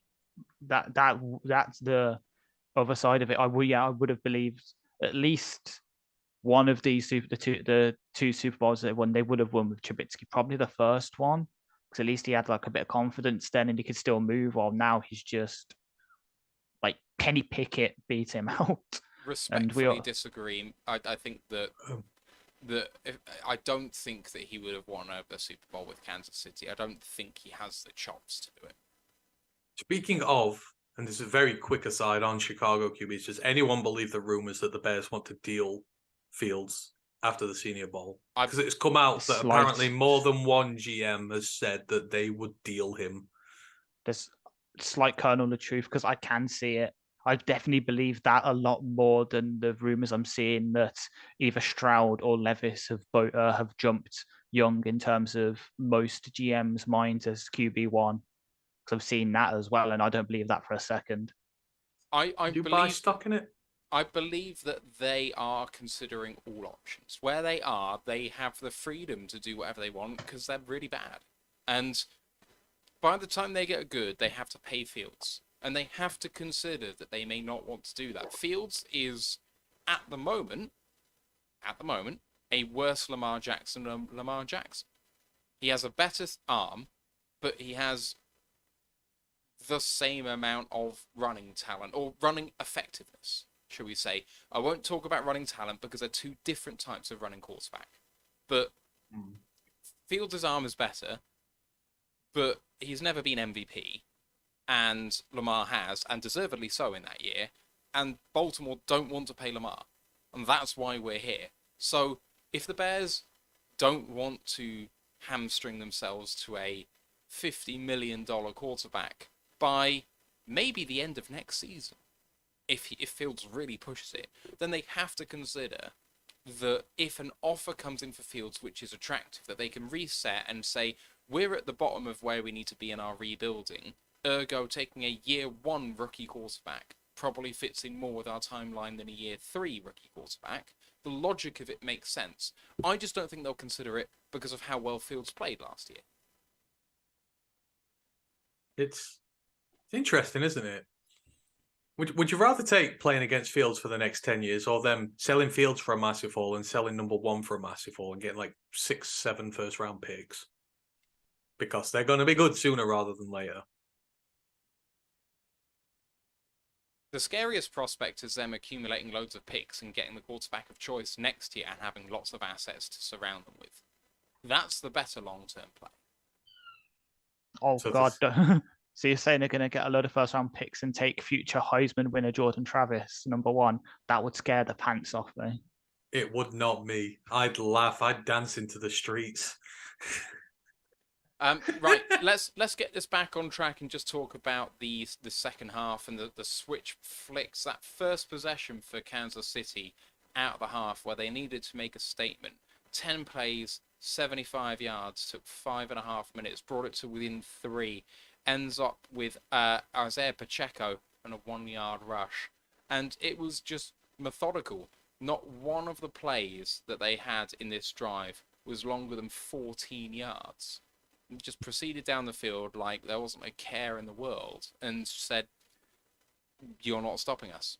It's not happening now. The switch has been flicked. And that's when you started to fear for Philly. All that dominance in the first half to be wiped down to a 3-point lead with barely 5 minutes off the clock in the second half. You need to be more than that ahead when you dominate to 22-8 in terms of time of possession and a half. You can't be 3 points ahead 5 minutes into the second, even if something spectacular's gone wrong. It's just, you saw Casey adapted. Whatever they did, whatever it was just too much for Philly to deal with, and Philly didn't react. Now, how many times have we said that about the Lions, where teams have changed it up at halftime on us, and we have not had an answer. We have just let them run roughshod on us, whether it be on offense or defense, for an entire half. And you kind of got that sort of vibes from those bad days where it's just, yeah, there's something not right. They needed to stop Casey at the start of that second half and sort of prove that dominance was just going to continue all game. And like you said, as soon as that switch flicked, the Chiefs have been... We said the one chance the Chiefs had in the Super Bowl, when we were all saying they were going to get decimated last week, is they've been there and done that. Most of that team has. And you could see that here. It was like they've been in the bright lights, they've been under pressure, and they can deal with adversity in that situation. And the Eagles, they couldn't. Yeah, and the Eagles replied with another field goal to make it a 6-point lead. That came off the back of a reversed, another fumble 6, but that came back. And it was another really good drive by Philly. Again, no really long plays, apart from the Dallas Goedert catch where the play was upheld. I still think that wasn't a catch. I looked at it, I thought the ball moved, but, you know... Payback for the one that got chalked off in the first half. Indeed. The Smith one. These things add themselves up. That was 100% a catch and should have been given, so that's fate evening out. Indeed. And then they got themselves into 3rd and 11 at the KC 20. only a short pass to get 5 yards, and at 4th and 6 at the 15 decided to kick field goal to go 6 in front, and they were never ahead again. And again, another field goal decision. It seemed like the prudent choice. 4th and 6 doesn't sound like a great situation in the red zone, but you look at these decisions and say, it is the Super Bowl, and sometimes maybe you have to risk it a little bit here, because if you are feeding into the Kansas City revival here, that maybe field goals aren't going to win it at this stage. Or maybe change the play calling before that point. I was about to say, with such a negative play call on 3rd down, it's like a screen, and my feelings on screens, but especially in that situation, you feel like you're going to be a bit more aggressive, especially for a team like Philly, who are 4th down specialists. The screen is unlikely to get you into a 4th and short situation where you can then put that playbook into action. Especially with how the Chiefs are reading it this time, that you can see that they're pumped and they're aggressive and they're much different beasts than they were in the first half. And then when you take a field goal, 6 points in front, you're not even a score ahead. When you are now in that situation where KC are within 1 score of you, you know they're more than capable of switching the clock on you. You've got to be 2 in front. Otherwise, they're masters at killing clock, doing that. And then when it went to 6, I knew by then that when they were only 6 in front, you're like, right, well, they've got the scoreboard on them now. And it ultimately proved to be the case. And then so Kansas City get on with another touchdown to take the first lead of the day. First lead of the day? Yeah, first lead of the day. Just having a look through the plays now. Wasn't that the Tony return? Was that the Tony return, no, that's that one? Next one. Yes, so this one was a Kadarius Toney touchdown. And it was that corn dog play, which is just so hard to do anything about, because Toney is quick twitch, gadget player. You know what? Put him in a gadget role and he somehow works really, really well. The Giants could learn a thing or two from what's going on there. But I think Daboll would have. I don't think you can blame Daboll for that one. I think he's the one that traded him. But that was towards the end of his tenure, wasn't it, though? True. But again, another drive where you had short plays. The longest one here was for 14 yards. I'm struggling to see a Kansas City play that went for more than 15 yards in the entire game. That wasn't Travis Kelce. Well, they needed to. Like you said, with him being injured, you can't afford to run the risk of him getting hit. Even that hit before the half nearly took him out the game. You can't afford, and I think that maybe in part decided their strategy, because they saw him get hit once. He barely struggling to barely walk.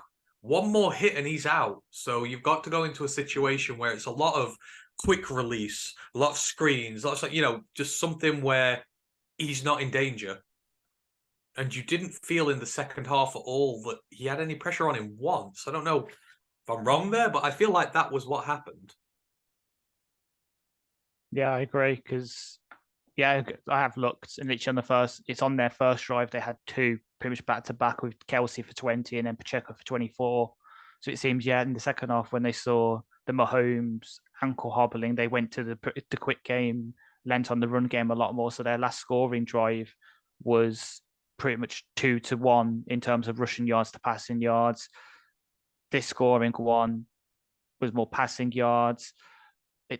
They just went to more of a, I don't want to say conservative game plan, but just protect Mahomes, make sure he can stand in the pocket and deliver open strikes instead of trying to hit like the deep ball or anything risky that could further his injury.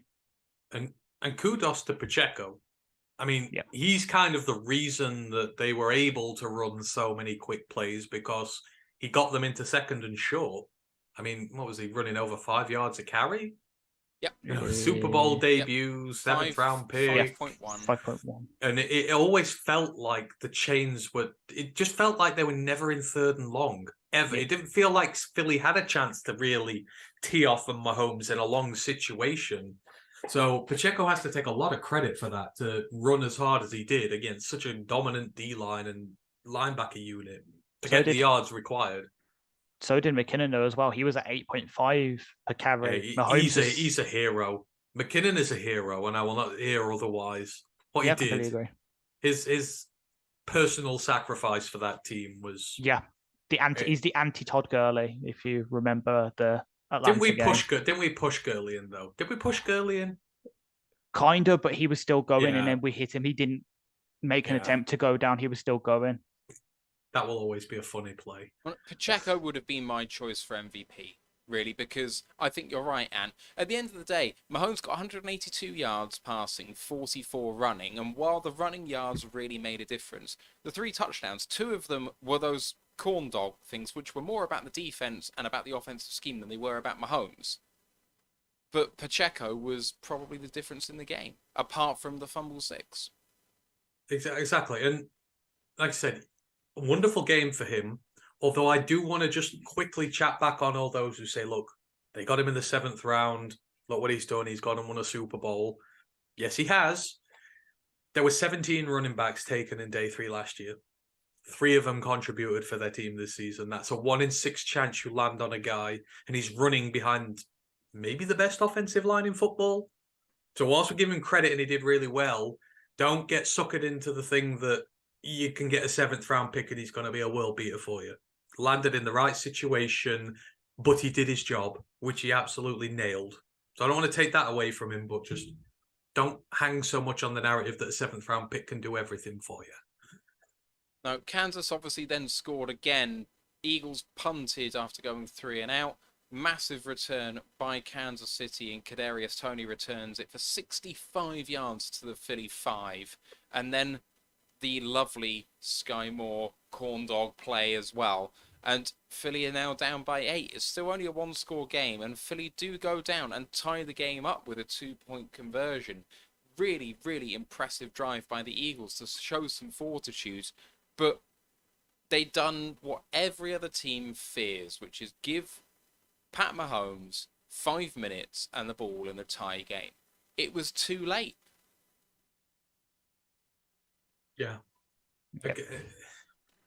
Again, it's just missed opportunities for Philly. I think that just kind of sums it up. You shouldn't be trailing to him at that point. And so we say once he gets within a score of you, their clock management is just superb. You've got all the running backs, the plays get called out. There's just an advanced arsenal of plays for those 2-minute, 5-minute drills to run down clocks, and the players execute them perfectly. Like I say, McKinnon could have had a picture on the wall, his portrait of him diving into the end zone, scoring a touchdown. It's his Super Bowl moment, something he can show everyone for life. That's his. And he gave it up to take a knee at the 1 and seal the game for his team. And you can't say it's that easy in a situation when you are running towards the end zone in a Super Bowl and that touchdown is there for you to be had, no matter how much training you've had, no matter how much you're in that situation. It's like your brain will be trying to override that. So it just shows everything about them, about how drilled and disciplined they are in those situations. And you cannot allow yourself to be in the situation where you're behind them, because you will not get a chance to score back on them. And while we can question the legitimacy of a certain flag thrown on there, you shouldn't be in that situation. And let's talk about that flag then. So at the very end, there was a chance for the Eagles to hold them to a field goal.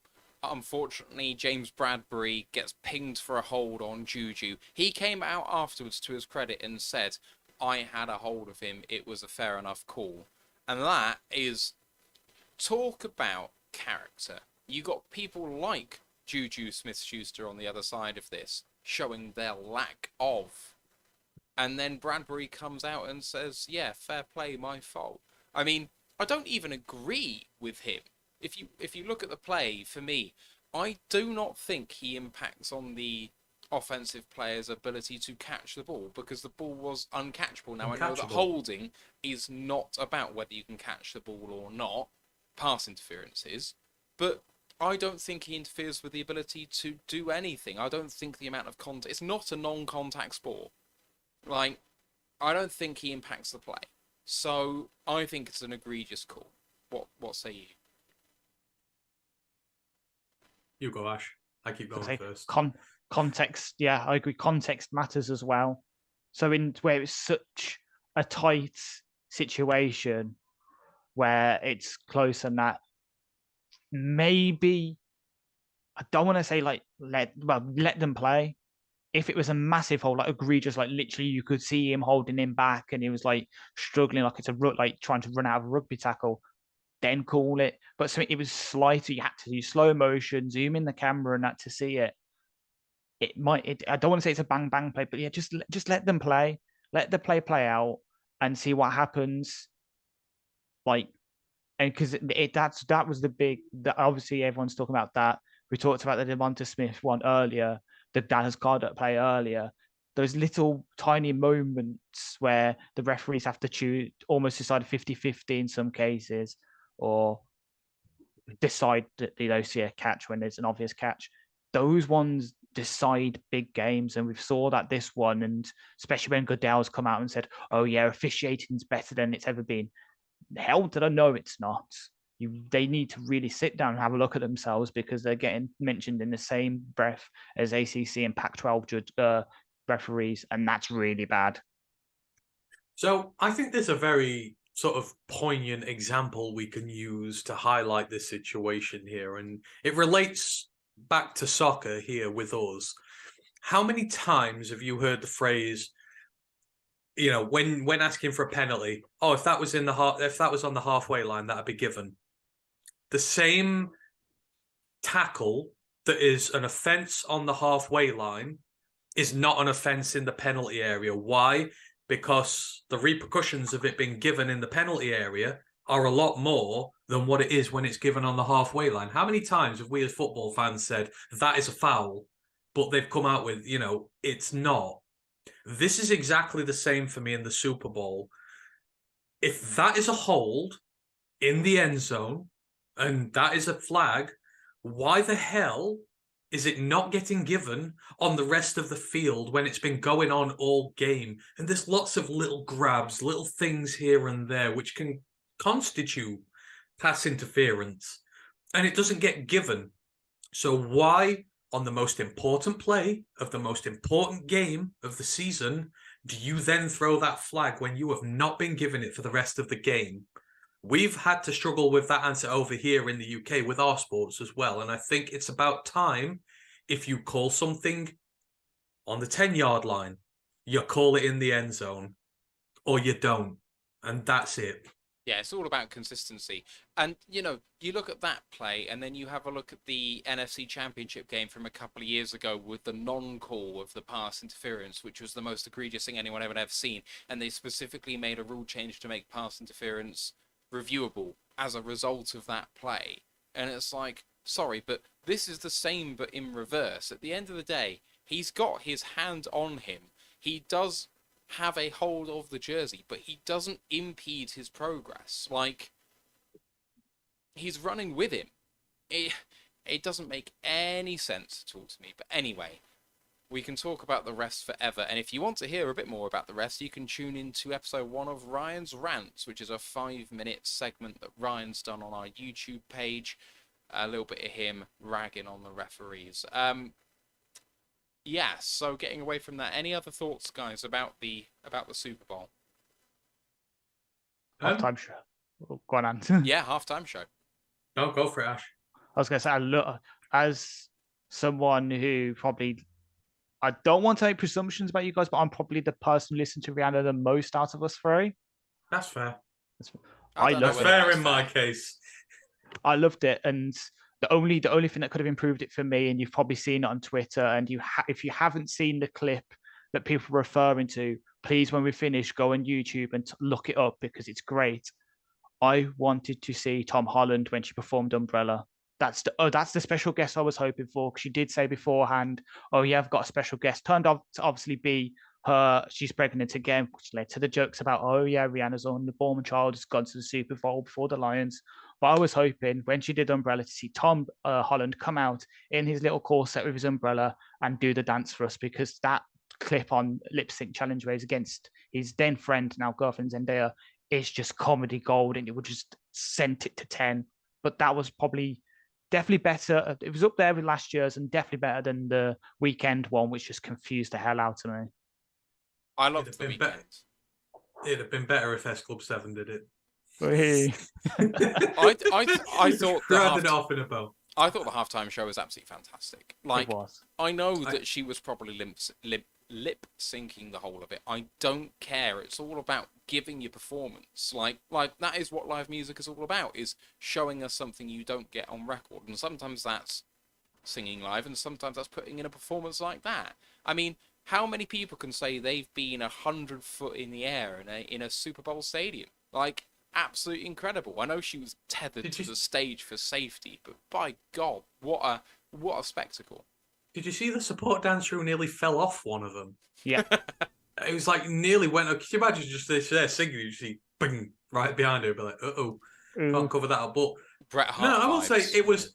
I thought it was better without having the crowd on the field Yes. to allow them to Yes. expand the show and do the bits out there. Nothing against the fans who pay a lot of money to go, but I think the visuals were spectacular, and they were allowed to do it because they had sort of the full field to do it in, and it wasn't too sort of cramped in there. Although I will say, just from a personal point of view, I loved last year's more because I love the guys who did it. Yeah. And I like Fair. Riri, It's but fair.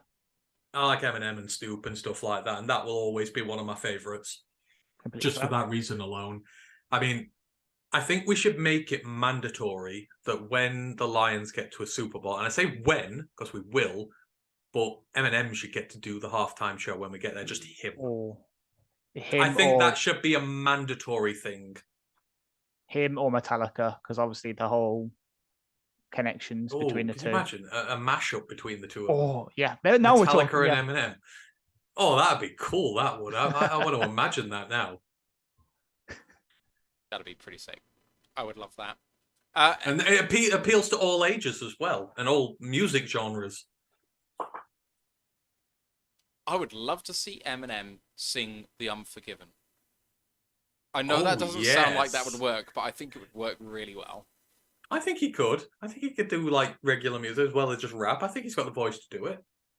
Some of his latest stuff is more spoken than rap anyhow. Or Mockingbird was one of his best, and that was pretty slow. But I think he should do it if we get there. Oh yeah, I love that. Love the take. Fly Out Condor says the show was fine. My kids love the Super Smash Brothers theme, which just stood out Yes. very, very well. I loved. There were some really good edits of that on Twitter. I shared some with my friends. Oh, Yeah, fantastic. That is a take I can get behind. Fly Out Condor. Any further thoughts about the Super Bowl, folks? I want to say it was the most enjoyable one in recent years. I think it was. I think in terms of how the Eagles dominated early, how the Chiefs adapted, came back. It was still close till the end. I would have loved the one last hurrah drive from the Eagles to try and win it all. But I think overall, entertainment-wise, I was on my seat for quite a lot of it, and I enjoyed it. And I think it was better than maybe the last 3 or 4 iterations. I don't know if you disagree, but I think it was one of my favourites in recent history. For me, it was the best one since the last time Philly were in it. Ooh. oh yeah. Oh, yeah, Philly, Philly, I Philly, can get, New I can England get were- behind that. I can get behind that. So Because the Super Bowl since New England 13, Rams 3, which was one of my Yeah. favourites, but I know it's not for everyone. I really enjoy the defensive, gritty affair. Then it was Chiefs 31, 49ers 20, which was a good Super Bowl. Bucks 31, Chiefs 9, which was shite. Rams 23, Bengals 20 last year, and then this one. Rams Bengals last year was a good one.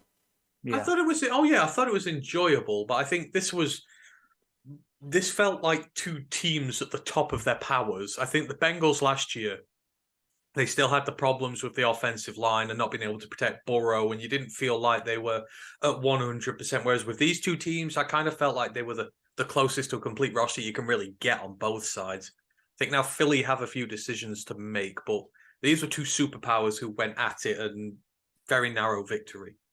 I genuinely feel like the best two teams made it, and I think overall the team with the smarts won it, and you can't really argue with it. Yeah. All right. Any more for any more?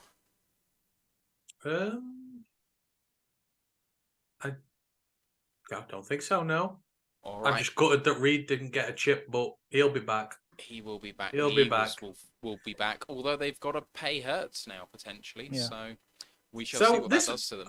all right. Um, Quick question before this: people said about how, because obviously with the Bengals, they said how long is it going to be till they're back? Nearly made it, but how long till the Eagles are back? How long? When do you reckon they'll next be in the Super Bowl with that team they've got and what they've got to pay, etc.? 3-4 years. It'll be the same as this one. Well, between the last one and this one, because that's Ooh. typically how long. Because you got to look at how much. That's why one of the reasons I really, really like Harry Roseman is because he's really, really good at just rebuilding rosters and still keeping the talent there. Like even between the last one and this one, the Eagles are still up there in terms of talent, and he's got to do it again. He's obviously got to replace Fletcher Cox. Brandon Graham's getting up there. I know Kelsey. Kelsey is supposedly pondering retirement, but they've Hargrave, would um, Hardgraves, yeah, Bradbury's a free agent. Slay is unfortunately getting up there. Lane Johnson's getting up there. Slay John, yeah, exactly. So there's, but you look at between the difference between the last one and this one. The only ones were there were pretty much like Cox, Kelsey, Johnson, the long snapper, Rick Lovato. Got to mention him. He was there. There's so much roster turnover, but he can do it in such a sustainable way. Like bringing in Chauncey Gardner-Johnson for so cheap, and he was pretty good throughout the season. So yeah, 3-4 years. And the NFC's weak. Yep. You would say it's. I mean, Christ. That's, Is it hyperbole to say the Lions are theoretically going to be one of the best teams in the NFC next year? No, Because of the lack of I have us as the either third or fourth best team in the conference. we will finish above the Eagles in the NFC next year. I can see it. And this is from a guy who said the Eagles would make the Super Bowl, and we all laughed at him. So, hey, I put my hands up when I'm wrong. Same. So Well, I've got to do that as well because I saw a stat from PFF. The only rookie linebacker this year to get a 70+ grade and everything was Leo Chenal, who obviously I hated on, and he did pretty well in the Super Bowl. So I hold up my hands as well. I'm sorry, Leo. Please don't come and kill me. And we've all got to apologise to the Chiefs for saying they'd lose by 2 scores. So this is a humble pie segment. Yep. When Travis Kelce said no one believed in the Chiefs, if he was just talking about if he was just talking about the Super Bowl, I think he would have had a point. If he's talking about the season in general, he's a fucking lunatic. Well, Brittany came out and said, "Oh, well, you all got to change your views on us at the start of the season." It's like, what do you mean? Chris Collinsworth blows so much smoke up the arse of that team that they die of smoke inhalation. The entire media cream over them. And I think at worst, we said, what? Maybe the Bills back. Because the Bengals were the disrespected team. No one was talking about the Bengals at the start of this year, thinking they would just drop right off. They are a disrespected team. The Chiefs, everyone goes, oh, it might be the Bills. Oh, no, we're saying they might be the second seed in the AFC. That's disrespect, isn't it? It's like, come on. That's one of the biggest lies perpetrated ever, to make it seem like, oh, we're this team down low, gritty, and no one believed in us. And we're it's like, get the hell out of here. You lying through your teeth and you know you are. Here's a Sophie's choice for you. Obviously, and we know Jared Goff's got a lovely wife, but let's say something happened. Who would you rather he marry? Kelly or Brittany? You made Adam choke on his drink. I'm sorry, but I have an emotional attachment to Kelly, so it's Kelly every time. Fair enough. I just don't care. If I'm ever lucky enough to meet someone in life to be involved in, I would expect her to throw giant pretzels at people who say bad things about me. So, of course, it's going to be Kelly. When she showed me proof of it, I'd just be like, "Yeah, I'm marrying you." You throw a pretzel at someone who badmouths me, you can marry me. Right, on that bombshell, I think it's time to end the recorded show. We've got Q&As coming after the recorded show on the post show, so if you're on YouTube and Twitch, hang tight because we're getting to them now. Our next show on the main podcast is going to be Monday the 20th of February. We're going to go through the offensive side of the ball when it comes to free agency. Who's coming, who's going. College Pod aired just before this one was recorded. Ant, remind us again what you talked about. So we talked about the latest in college football world, the very early power rankings for next year, the future of Dylan Raiola and Texas and Oklahoma's move to the SEC, and then we did like a little review of the Senior Bowl and the Shrine Bowl players we were enamored by, players we were not so enamored by. And then next week, if you want to join in, we'll be back next Wednesday. We've got some cracking guests on the show. We're going to be doing a show about the HBCU Legacy Bowl. We're going to try and find the next James Houston. So it's going to be good fun. These guys know what they're talking about, a lot more so than me. So I'm glad I've got them. So join us next Wednesday. Yeah, and you can find us on our socials on Raw the Lines UK on YouTube, Twitch, Facebook, Instagram, and Twitter. Hopefully, in the next few days, I'll have uploaded my Bijan Robinson tape review, which you should be able to see shortly. Fingers crossed. Need to actually make the damn thing work. I'm not good at this stuff, but we'll get there. And the group for Worldwide fans is Detroit Lions Fan UK World Pride Worldwide. The website is rotluk.com.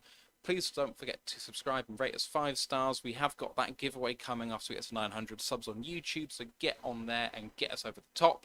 Just remains to me to thank my co-hosts, to Ash and Ant. I'm Matthew Turner, and we'll see you on Monday for the offensive free agency bits and pieces. But for now, let's go Lions, one pride. One pride. Recording Screw the stopped. Bears. Too late. Right. Q&A time, and if you've got any more questions, get them in. It's obviously fairly late here now at about 11:15, so I'm going to try and speed through these as much as possible. And before I get to the Twitch question from Mike the Marine, I'm going to address one which I think is just pretty quick, low-key one from Brandon Kerr at the start of the show, which said, if you miss football, are you going to try and follow any of the spring leagues here in the States? Do you have any kind of allegiance to the Michigan Panthers? The short question and the short answer, Brandon, is no, simply because doing this with the NFL and college football is enough. I can't be learning about another sport, more rosters, more teams. I do not have enough brain space in this bald head of mine to learn anymore. So it's Lions and NC State and that's it. I just can't do anymore. That's the good thing about the NFL. We can have a break now.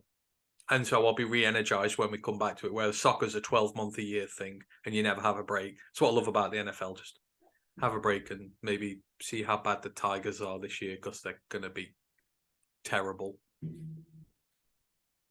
I'll keep an eye on it. I'm going to keep an eye on the Panthers, and then for reasons quite a lot, I'll probably be keeping an eye on the Orlando Guardians as well. I quite like their uniforms, and obviously I'm hoping to move to Florida at some point soon. So got to keep local ties, I guess. I'll be keeping an eye at least, but yeah, I won't be following it as deeply as I do with the NFL and college and our football. So Do the Panthers have a head coach? Yeah, they've replaced him. Hired him. Give me a sec. It is someone we all know and love. I just can't remember who. Matt Patricia? No, worse. It is. Oh God, Mike Nolan. It's Mike Nolan. We don't know and love him then. If it's worse than Patricia, who's Mike Nolan? He is the former head coach of the San Francisco 49ers, was also DC for Ravens, Jets, Redskins, Giants, Broncos, Dolphins, Falcons, Cowboys. Been here, there. So he's Ryan Fitzpatrick of the coordinator world. Yeah, he's been everywhere. Last time he was around was 2020 as the Cowboys DC. God. Yep. Yeah, I have no love for the spring leagues. I think it's a really good idea. I think they should run them. I think there's a big need for it. And I'm not going to watch it, and I don't care. I've got too much to worry about. To be honest, I want to make our draft coverage as good as humanly possible. And as much as I try and be the host more than the guy who knows stuff about what we're going on about by trying to make all the back-end stuff work well, I want to know what I'm talking about when it comes to the drafts. And we've got 2.5 months and about 500 players to have a look at. So I need to get going on that. I don't have time for a spring league. I just don't. There's a very good show I know of that does stuff with college football. So. I have no idea what you're talking about. That's just mean. Right, let's get to Mike the Marine in Twitch. So during the college show, he asked a Lions question, and that was, do you think Brad Holmes will sign a free agent with a long-term contract of 3 to 5 years, or stick with the 1 to 2? What's your top 5 cornerback safety free agents that you would like to sign? So let's address the first question first. Will he go long-term on a deal, or will he stick with the short? See, this is very poignant, isn't it? Because we kind of discussed this last week on the Cap Show. And I think we all came to the realization that long term is probably the only way to go, because the only way we're probably really going to be able to afford anybody is by backloading a long term deal for when the cap's a little easier. So, I mean, I also asked Jeremy about this, didn't I? Whether Brad would go more long term, and he seemed to think that he was going to stay the course for now. But Dan Campbell said something that resonates with me, and he goes, "You don't know when you're going to be back here again. And you don't know when you're going to be in a position to win your league ever." And I think they realize now that there's a massive opening in the NFC North. The Packers are regressing, the Bears are shite, and the Vikings are frauds. And I think we are in the best position of all of them because we've got the best young core. We've got loads of resources to use in terms of draft capital. And we've got a motivational head coach who is getting the best out of his players. And I don't know. I just have this sneaky suspicion that Brad is going to be more aggressive in free agency. If the right player is out there, I may add, he won't do it for anybody. But I think he's going to start getting aggressive because I think it's not just going to be free agents now. I think a lot of players are going to get cut, which will be good here because I think a lot of teams are struggling with cap this season and there's going to be some surprise cuts. And I think there will be someone in there we can go at. So my answer is yes. I think sneakily he is going to start getting aggressive this year because they have seen a window in the NFC North open and we want to get to the top while there's a vacuum of power at the top. Yeah, I'm in two minds as well because Brad has seemed to suggest he's going to stay that course because he's the kind of people he looks for is the 1 to 2 year people who come in here to try and prove it. But yeah, I also agree with Ant that it's time to start moving towards the long term. You've proven it. Here's us giving you the first contract after your rookie contract where you've played well. It's time to show if you can show that consistency and take us over the hump to be a perennial playoff contender. So yeah, I'm completely with Ant. Because I mean, and that's the thing, I love Brad's approach, but I think it has been sort of stymied by the lack of cap he's had available to him. I think it's more a course that he's had to take than he wants to. But if we let the Bears develop Fields, spend their 110 odd million this offseason and probably a bounty of draft picks they're going to get from the first round pick, if we let them take the lead in this division, we might not get it back from them. You've got to get up there and you've got to stay on top and show to free agents around the league, we're winning the NFC North regularly, come here, not there. I think you have to stick a statement down and say, look, the losing days are over and we win here. So I think if that means more aggression, I think you have to do it. I don't think you can afford to stay the course of just building it slowly. I don't know, but I might be wrong. No, I'm with you. To each prospect, to each free agent, to what makes sense to us. I mean, if there are people out there who are a bit of a riskier prospect who are willing to take cheaper deals to prove it, then the 1 year deal, 2 year deal makes sense.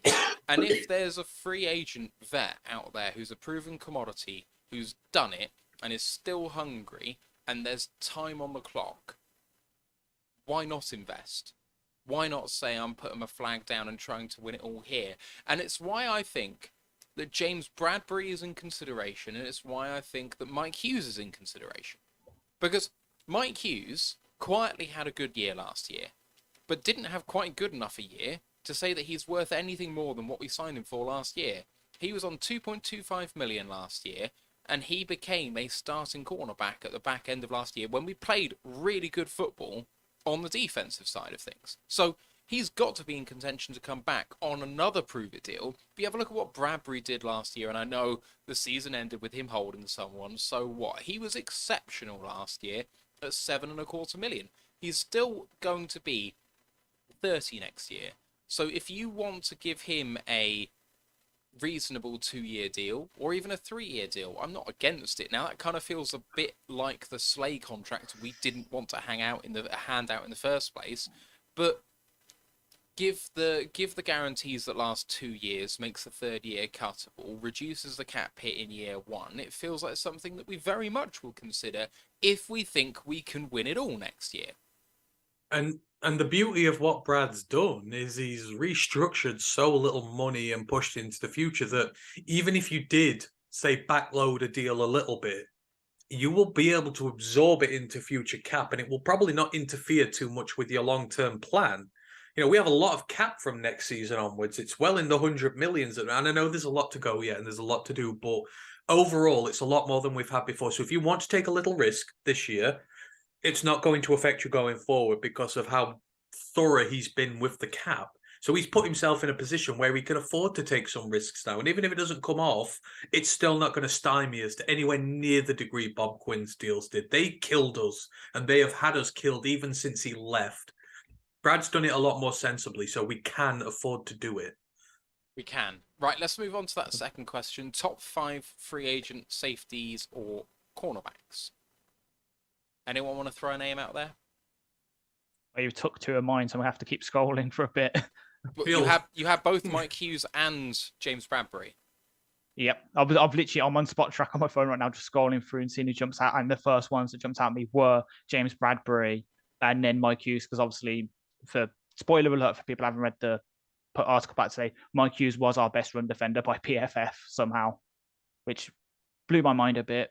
But also the fact that Hutch was our best cover player also kind of blew my mind a bit in a way.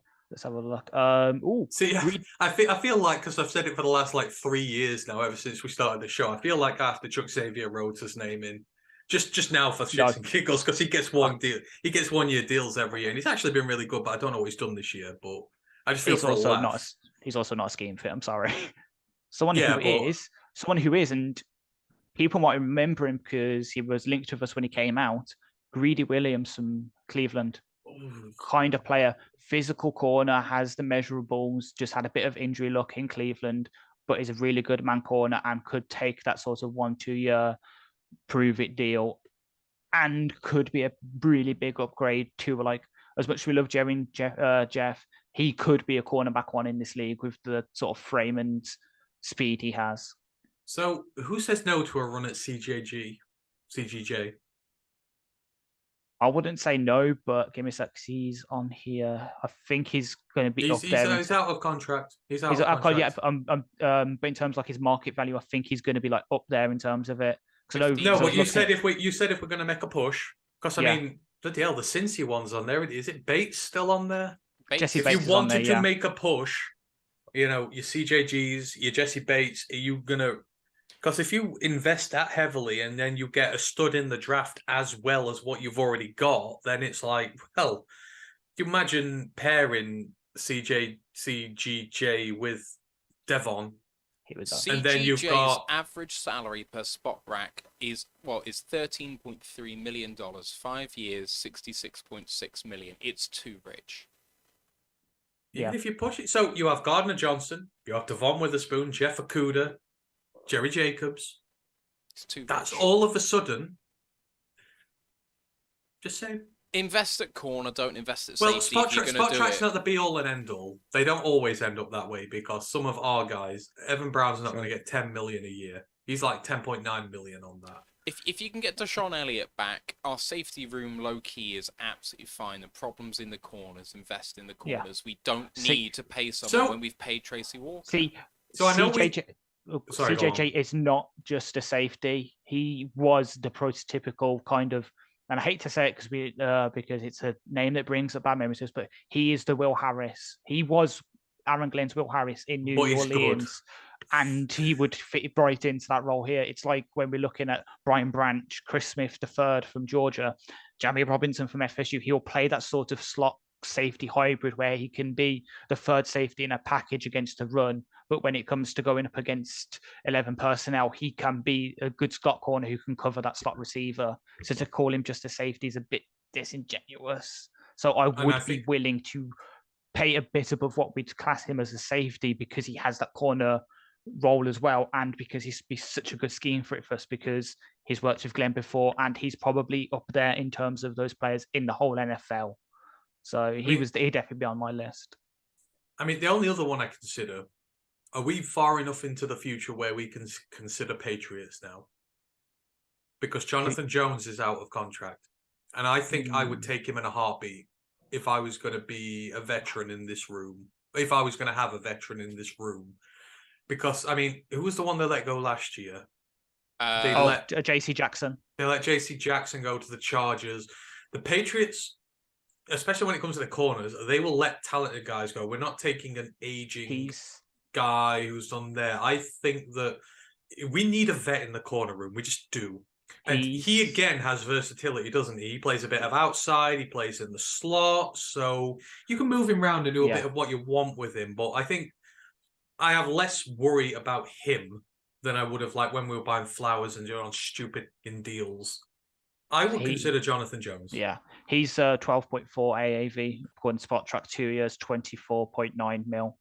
He's 17th. You've got to pay for a good DB. I don't think there's very many examples. I mean, like I know CJG this year because he was traded and they only had him on a small deal, but I think you have to pay. Now, you know, the idiots before paid Trufant, who had paper hamstrings, you know, over 10 million a year, or like 8 or 9, because they were idiots. They might have got it wrong with Coleman paying in the amount they did, but I think you have to pay a premium. And we are not paying a DB premium at the minute, apart from, I guess, Tracy, but we never called that premium deal when he signed it. So I think that at some point along the line, you have to put a premium contract in there. A guy who's going to lead by example. And yes, he's 29, but we've got a very young corner. We've got a very young DB room, so he's got 2 or 3 years in there. There's no reason he can't come in, earn a contract, do his job, and by the time he leaves, Kirby, Jerry, all these guys are seasoned NFL vets by then, and his job's done. Right, let's move on in questions and go to Man Bear Pig on YouTube, who says, Ant-Man, when are you planning to come to a game in Detroit, and what made the 3 of you Lions fans? And Man Bear Pig, you won't be surprised to hear that what made you Rural Alliance guys Lions fans is probably the most asked question that we have. But Ant, why don't you address the Detroit question? No, usually it's why is Ant so good looking? That is the most important question, so I'm sorry, I had to. That has obviously never been said before, so hang on. So in terms of Detroit games, I would like to come to one next year, but we're saving for the draft, so it is unlikely. So it will probably be 2024. I'd like to come to Detroit twice that year. So probably then. As for why we're Lions fans, hey, I did an actual episode with this not so long back with a great guy on a podcast, Canadian guy, who talked all about this. But in short, 1, I adopted Detroit because of Motown, and 2, their history really sort of mirrors my love of my soccer team over here. So I kind of thought it was more of a fate thing that I support these guys. So I say there is a show that we've got on YouTube somewhere which says all this in more detail, but that is why in short. Music and fate is why. I never regret it. Ash? So for me, it's similar to Ant in terms of the second point. So mirroring football teams, the team I support over here is quite like Detroit, and so is the city I grew up in terms of Birmingham to Detroit, forming social heartlands, looks at with a bad reputation, even though they're beautiful and great cities. And it's also because way back in 2014, all my friends at school were getting into it, and they invited me into Madden Mobile League back when that was actually a good game. And I had the choice of either the Steelers or the Lions, and I liked the Lions a bit more. Picked them as a team, looked at them and the actual NFL, and that was when it was like the last year of Calvin and Stafford. We had Tate, we had GQ, we had Anza, was still good. I think it was last year with Sue as well. We had all these good players, and I just fell in love with the team. Went through the dark times of us, and now I'm here with Lions flag up on my wall, and hopefully moving to America. I'm going to sit. Hopefully, if I do get into the college over there, I might go to either. I think it's either Tampa or the. I think there's another game down south somewhere, but I'll hopefully go to one of them, and then obviously the draft in Detroit next year, I'll definitely be going to. So, what happened last, Ash? A relevant Villa trophy or a Detroit Lions playoff win? Relevant Villa trophy, 1996 League Cup against Leeds 2-1. Hey, there we go. Not too far then. Only a few years after. Hey, give it a couple more weeks and we'll have that 2021 EFL Cup in our hands. No, because their offences were committed between 2010 and 2018. Still so in you packs. wouldn't get your trophy Hey, back. That's the Pep argument. That's the Pep argument. No, Impacts, that's actually in the it's actually Is in the it? fine Oh, print. It was dead. 2010 to 2018. I'm sorry, Ash. I didn't That's- realise when I that's first said dead. it. So I'm you're gone. never getting that trophy back. For myself, about coming to Detroit, I went for Thanksgiving. That is what was on the seats when I was there, which was pretty cool.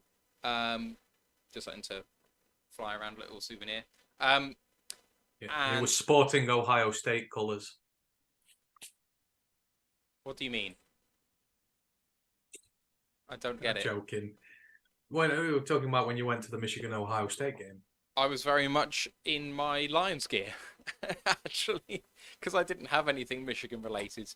I was with an Ohio State fan who was very much supporting Ohio State in there. But yeah, that was fun. I loved that. In terms of when we're going back, 2024 has to be the thing again because, like Anthem, we're saving for the draft. In terms of why Detroit, as someone who loves their history, I'm not knowledgeable enough to call myself a buff on history, but as a history guy, Detroit is just a fascinating city in American history in general. Like the wealthiest city in the world in the 50s, birthplace of mass-produced cars, love all that stuff. Music's fantastic, and then coincidentally, when I played sport for my school, it was in those colours, and when I started playing Madden, because I got into it in 2009, Detroit were the automatic pick on Play Now because they had the #1 overall pick. So, like, everything kind of just converged for me. It was an obvious choice. And also, I wanted deliberately to pick a team that wasn't very good because I subscribe to the idea that you, especially if you don't come from the city, that you earn the right to feel happy about the team by going through the dark times and not picking a team that is already competing for Super Bowls, because then your fandom is hollow. When they start losing, you switch off from it. And you see it all the time over here with plastic Patriots fans who are now turning off from their team. And it's like, hang on a minute, you supported them for 10 years when they were good. You're going to abandon them now? Like, it's so... I can't stand plastic fans more than anything. I'd hate it. And I will not be it. And they're very loyal over here, and you have to be, so. I just saw Big Aries question on Twitch, and it's made me sad. I wasn't going to ask it. So, Big Aries, the reason why I'm so bald, and this is tragic, the men in my family lose their hair at about between 20 and 25. We all have luscious heads of hair during our teenage years, and there are photos of me with luscious heads of hair. I used to have blonde hair all the way down to here, all the way around. It was lovely. I need to see it. And when you hit 20 to 25 in my family, it just decides to disappear and like reappear on my face instead. Like, I have to shave every day, so it's hereditary. Unfortunately, we all pick up bad traits from our like parents and forebears. Mine is baldness, so that's why. But I've embraced it. I am a beloved Chrome Dome, and I'm proud. Right, guys, I want to kind of draw things to a close, but we're still getting questions in. It's 11:05 here, and I need to go to bed. So let's try and go through these a bit more quickly. Brandon Kerr asks... Can't promise that. It's the Super Bowl. It's the last game of the year. There's no more NFL until September now. You're never going to have to do this again. It's happened. It's gone. We've reviewed it. It's happened. We're in off-season mode now. We should be grateful for people asking us questions. Indeed. Brandon Kerr asks, one question, guys, and your opinions after seeing this Super Bowl.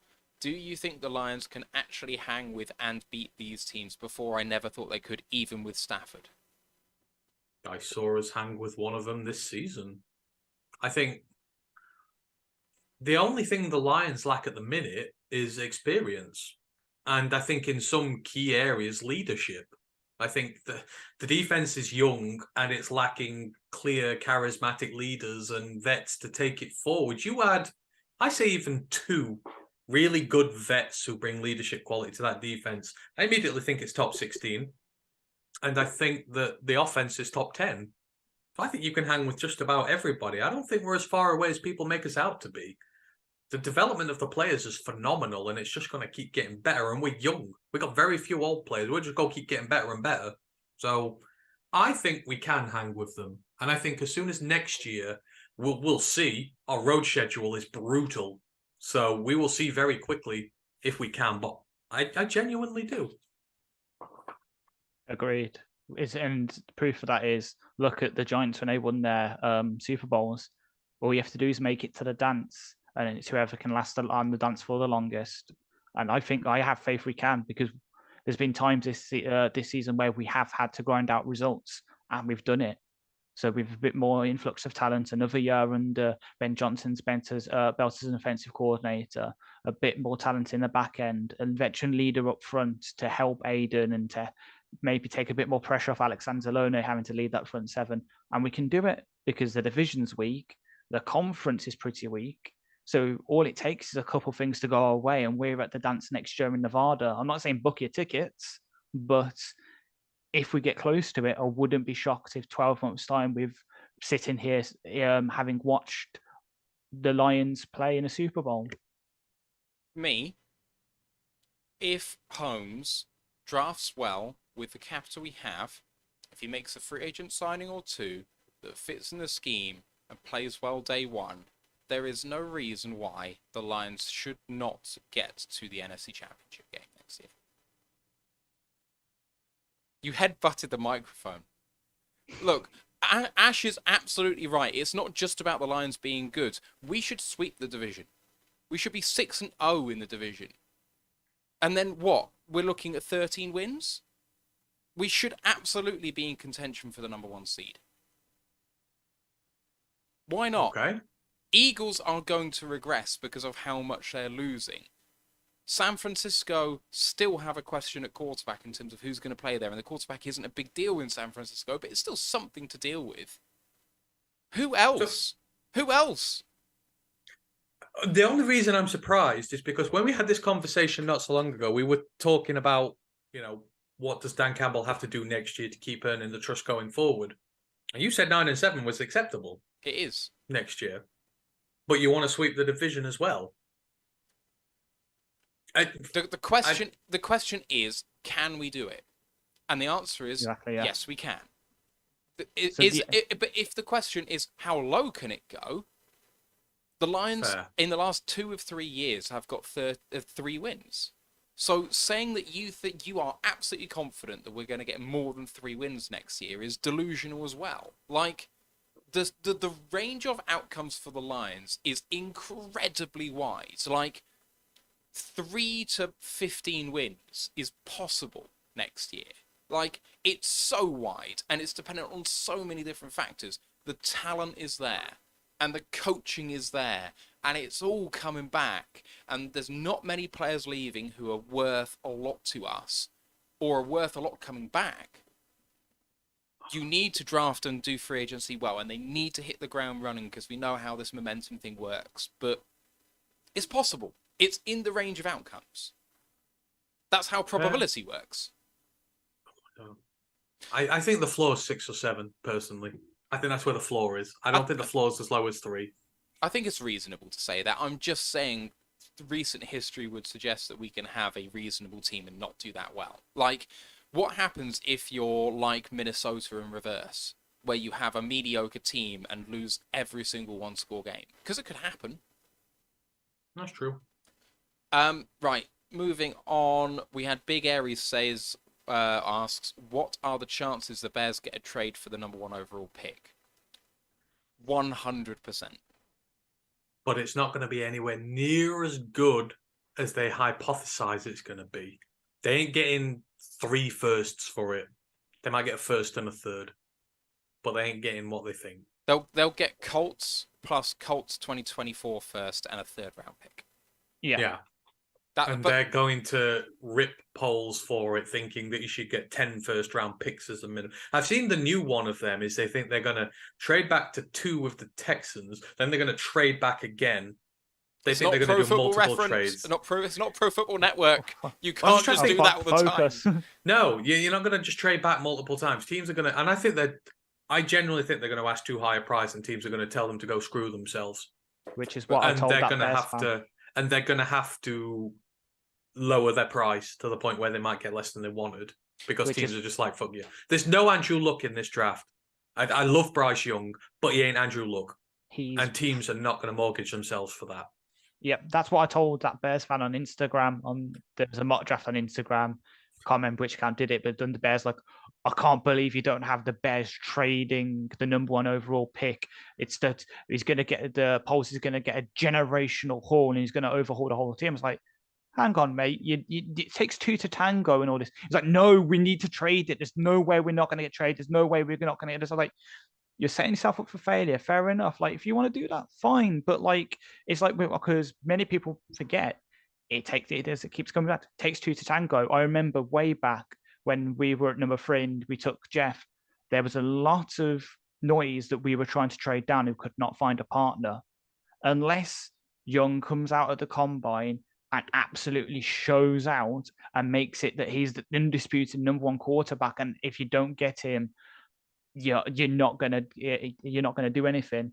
They're not gonna get that much, and they might have to sit there because they keep turning people away, thinking they want more, and then they're gonna have to put it up with it and either take Anderson or take Carter or trade away Fields and take Young themselves. There's no way they're gonna get what their fans currently expect of them because it's not Madden, it's not Pro Football Pro Football Focus's mock draft one where you can absolutely abuse it and get every single pick in next year's draft at all. Right, we'll move it on. And Joe Mannix asks, can the Lions and Browns get to Super Bowl 58? No, the Browns can't get to Super Bowl 58. No. Sorry. The Browns... Lions, Bengals. I'd take that. I'm really high on the Bengals. I think the Bengals should start out the season favourites. You feel it's bad. If they got the 3 healthy offensive linemen, I think they make the Super Bowl. I think that's the difference. The thing is, people are like, oh, they have to make loads of offensive line investments. Like, no, they've done that. They need to make moderate offensive line investment, but no more than the average that any other team needs to. No. If Torrance falls to wherever they're in the draft and they snap him, that's just like, they're going to be good next year. Absolutely. Final question of the lot, I can't take anymore, is from Giovanni Lyons II, who checked in late and asked, what do you think of this? Sign Deron Payne and then draft Gonzalez and Bijan Robinson. And to you, sir, I say we must get off this Deron Payne train because he is a flashy player who looks good, but had the 4th highest missed tackle rate of any interior defensive lineman in the NFL this year. The Lions will not accept from someone of his pay packet that level of production in the run game, because at the end of the day, to stop the run, you need to tackle. And if you can't tackle, you better be paid like Isaiah Buggs and learn to tackle, because Buggs came with that sort of missed tackle rate. He learned, and he did better, and he did it on about $1 million. Deron Payne wants about 15 times that. You could jog on, son. I don't hate drafting Gonzalez and Robinson. I think that's good. I'm all on Bijan there. I'm not against Bijan at 6. I think he'll be gone by 18, so you'd probably be right. But he's a top 10 pick. He's 100% Deron, a top 10 pick. For Deron, I know what you mean about the missed tackle, and I would be a big-ass hypocrite by saying that we should go for him when I say that Siaki Ika is the most overrated player in this upcoming draft because of his missed tackle rate as well. So I can't sort of give him so much grief and then go, oh yeah, of course I'd draft Deron. And I have said I would get Deron, but upon further reflection, I think the money, like you said, is maybe just a little bit too rich there. And maybe we should draft another guy instead, because I think Aleem is just fine in there. He's a 3rd-year guy. He's as good as a pro now. So I have no worry about putting a rookie in next to him to learn and keep that line growing. And we've got 2 solid vets in there with him if Jones and Buggs come back. So, like I said, I can't be a hypocrite. If I'm saying no to Ika, I have to turn around and say no to Payne as well, which is what I'm doing. My only sort of counter to your point, Ant, is I remember about 8 months ago when we signed Bugs, I remember you vividly shouting at me, "No, he's no good because he had a massive missed tackle rate." It is That was variable. truth. That was Yeah. actual truth at that I know. point, though. I think That's we a- would all agree that Bugs has far exceeded expectations Yeah. here. That's what I was going to go on to. Mhm. The price tag for Payne is too much for what he would be for us, Yeah. which is a third down defensive tackle. We might as well draft a guy and hope and that can do that role. Is a lot cheaper, and you can probably get a lot better production out in the run game. I'm going to put the name out there because he's probably the best guy for the role, in my opinion, that we can draft. Kalijah Cansey or for that role. Do a lot better, and then you can spend that money you would have spent on Payne and probably get, I don't know, a free agent linebacker that's a slight upgrade on Alexander Zalone, does all the veteran leader stuff, can tackle and has a bit of coverage. You then can draft the Gonzalez or the Witherspoon at 6, and you've got a whole lot better of a package than you would have done if you've signed Ron Payne to a massive pay packet and then got Gonzalez and Bijan. I've just I had don't my like when day Matt made. giggles. I don't know. I don't like it when Matt giggles because usually someone said funny about me in the comments when he No, laughs. no. Probably about me. I woke the beast. Oh no. Oh, is someone taking offense to Bijan at 6? Yeah. None other than Jeremy from Pride of Detroit said, "Oh, Oh, let that no. slide, Matthew." Well, Matt, let's just double down now and say how the Chiefs' momentum won them the Super Bowl. You may as well double down with Jeremy at this point. And triple down and say that Americans think British food is better because I have multiple TikToks of Americans trying our Greg sausage rolls and saying they're the best food they've ever tried. That is true. Greg. But you know what? I've not seen Jeremy stream if he has streamed on the Super Bowl yet. But I expect him to talk about how the Chiefs' momentum carried them to a win in that game. Oh, it's 100% real. I tell you what, though, I am looking forward to the Lions coming over and us taking the Pride of Detroit boys on a culinary tour of London. Oh yes. Oh, you know what? I think they'd sooner not come than be subject. I genuinely think they feel that strongly about that they would like decline. They'd be like, "We don't want to meet you if you're going to subject us to that." How can you turn down a cheeky Nando's? And Weatherspoons. Go take them for a spoon's breakfast. What do you mean? Yes. Whoa! I'm sorry. Is that like too common for you? Nando's is the most overrated food in the UK. It is. I'd say it is overrated, but it is also a part of British culinary culture. It depends which one you get. If you go also to a that, good yeah. one, good one is a lot better than a bad one. I reckon that's the same with all chains. I reckon you get good ones and bad ones. The one in York that I go to or used to go to was amazing. And I've been to ones that have been terrible. I just don't think there's anything remarkable about a little bit of sauce with a half chicken and chips. Sorry. I just have this image of us now of like all the pod guys getting off the plane and us giving them a gift bag, which is a 4-pack of Greg's sausage rolls. And a 4-pack of Greg's sausage rolls and a tub of mushy peas. Well, and I was going to say a 4-pack of still British ale as well. Jeremy just said, I feel like want to leave. Jeremy says, I feel like I'm taking the heat for Ryan's British food takes. And to be fair to Jeremy, he hasn't said a bad thing generally about the British food, apart from just laughing along with it in a manner that very much said to me, I agree with you, but I'm not saying it out loud. He's very neutral, isn't he? Jeremy finds a way to stay neutral on everything while still conveying his opinions, but not taking the heat for it. Ryan is a perfect foil for him. Because Ryan's very opinionated. And to be fair, I'm glad that Ryan isn't watching right now because he'll be looking between me and you, Ant, and be going, they're the same person.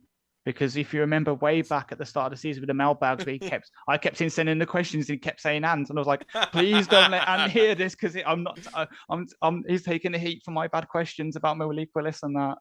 I just mentioned Malik Willis. That's all you need to say around him, Malik Willis. I mean, the thing about English cuisine that I really want to say is meat pies. Meat pies are one of the reasons why English food culture is so good, even at the football, even a mediocre one. And it's like, you talk about pies in America and it's like, oh, apple pies or pizza pies or whatever. It's like, no. Your bog standard meat pie, beef pie, steak and ale, But chicken what and makes ham. them elite though? Mushy peas, and they won't go near them. And Mushy gravy, peas make or, a or curry mushy peas sauce. make a pie elite. bit Oh, of do you mash reckon on they'd there. like curry sauce?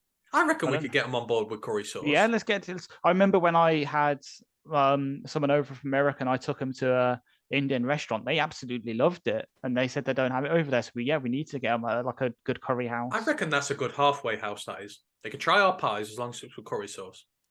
So you know that Pride of Detroit do their Wheel of Pain, and it was suggested that they need mushy peas on their Wheel of Pain for like a I thought it was forfeit. British cuisine. It was British cuisine, but someone said obviously British mushy cuisine. peas would be like number one considering what happened. Brandon Kerr suggests pasties as well. Cornish pasties are absolutely Yeah. up there. I mean, it's a variant on a pie, really. It's meat filling encased in pastry, but And you don't need peas. They yeah. stand on their own. They don't need any garnish whatsoever. You just eat them suckers, and they're great. Well, and the best part about it is the crust, but that's also a useful handhold. And in fact, Yep. they were created for miners to have something to hold on to that they could get sooty and not eat and be able to eat the filling inside. But, you know, there we go. There's so much they need, like steak slices. Gotta have a steak Oh. slice. I was going to come on to say that we should perhaps do some sort of like not joint podcast, but like a podcast series in which case we subject ourselves to bad food from each other's countries, because I'm pretty sure I don't want to eat cheese that comes out of a tube. But what I will eat is cheese encrusted nachos, like tacos, sorry, that they get from Taco Bell. You can send me those and I will eat. I want them in my life. So Well, do- they they can do- do bad British food and we can do man versus food on American food. that's cool. Ooh. I want to do a food challenge while I'm over there. I just know it would kill me, but I need those cheese encrusted. You need to come down to I Nottingham need- then, because they do them at our Taco Bell. I see. I don't trust Taco Bell. Oh no, I don't trust them, but I prefer the real thing over there. I mean, I no just one would. should trust Taco Bell ever because everyone knows that it just makes your guts rot. But yeah, it's still good. I still would. I'd try most places over there. I think Taco Bell is the first place I'd try, just out of curiosity. I just want to see what a list of best British foods. Oh, I mean, so Toad in the Hole. I Oh mean, yes. you've got to have Toad in the Hole, or if They you can won't have know a- what They do- Yorkshire pudding is, though. will Exactly, that's they? what I'm saying. I've declared it to everyone. If I'm when I go over, that's one thing I'm bringing to like a potluck Thanksgiving dinner is some Yorkshire puddings. Because I have to admit, I didn't get biscuits in America. I didn't understand it, and maybe it was just because I had bad They're biscuits. dry as but scones. the thing is, if you put them in a stew in gravy, they would be like dumplings. A proper They are northern essentially dumpling. They're a basically proper, northern. a proper gravy as well, not Yeah. the excuse they have. You give an American a scone, they will never want a biscuit again, ever. Uh, That is my food hot take. They would not Here- go back to those dry ass things. Here They we go. would- So they would want nice scones. I've got a website, full suitcase, British foods, 29 best UK dishes. So we've got fish and chips, Obviously. that obviously, shepherd's pie, And now even I wouldn't go to bat for that. Yeah, take it or leave it. steak and kidney pie / pudding, Yeah, great. Yeah. Love it. haggis and eeps and tatties. 100% elite Can we- food. can we- Elite. Can we take the POD guys to Scotland to try that? I just That want and to a- see their a deep- reaction. and a pizza crunch as well. We need them to get a try pizza And a crunch. deep fried Mars bar. Yeah, Deep fried Mars bar. Haggis, neeps, and tatties on the Royal Mile in Edinburgh. yeah. Absolutely fantastic. Yeah. Along with a pint of Tennant's because it's Scotland. Oh yeah. Lovely No, stuff. we don't have to. We don't have to chuck a rubbish beer in there with it. We can get something nice. Get a nice Tennant's is Scottish. lovely. What are you saying? Or we could do Oh, you- Innocent Gun. We'll do Innocent Gun. Or I'm sorry. I'm gonna forgive you because you're southern and don't know what good beer is. So I will forgive you for that. You don't know what good I'm- cider is.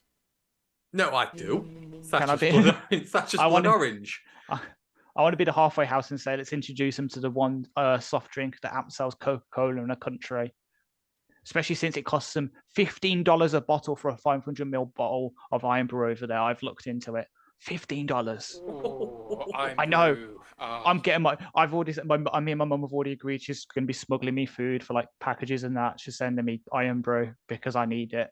It's too elite. Iron Brew is Mountain Dew on steroids and Yes, orange. it is. Iron Brew We're and probably going to.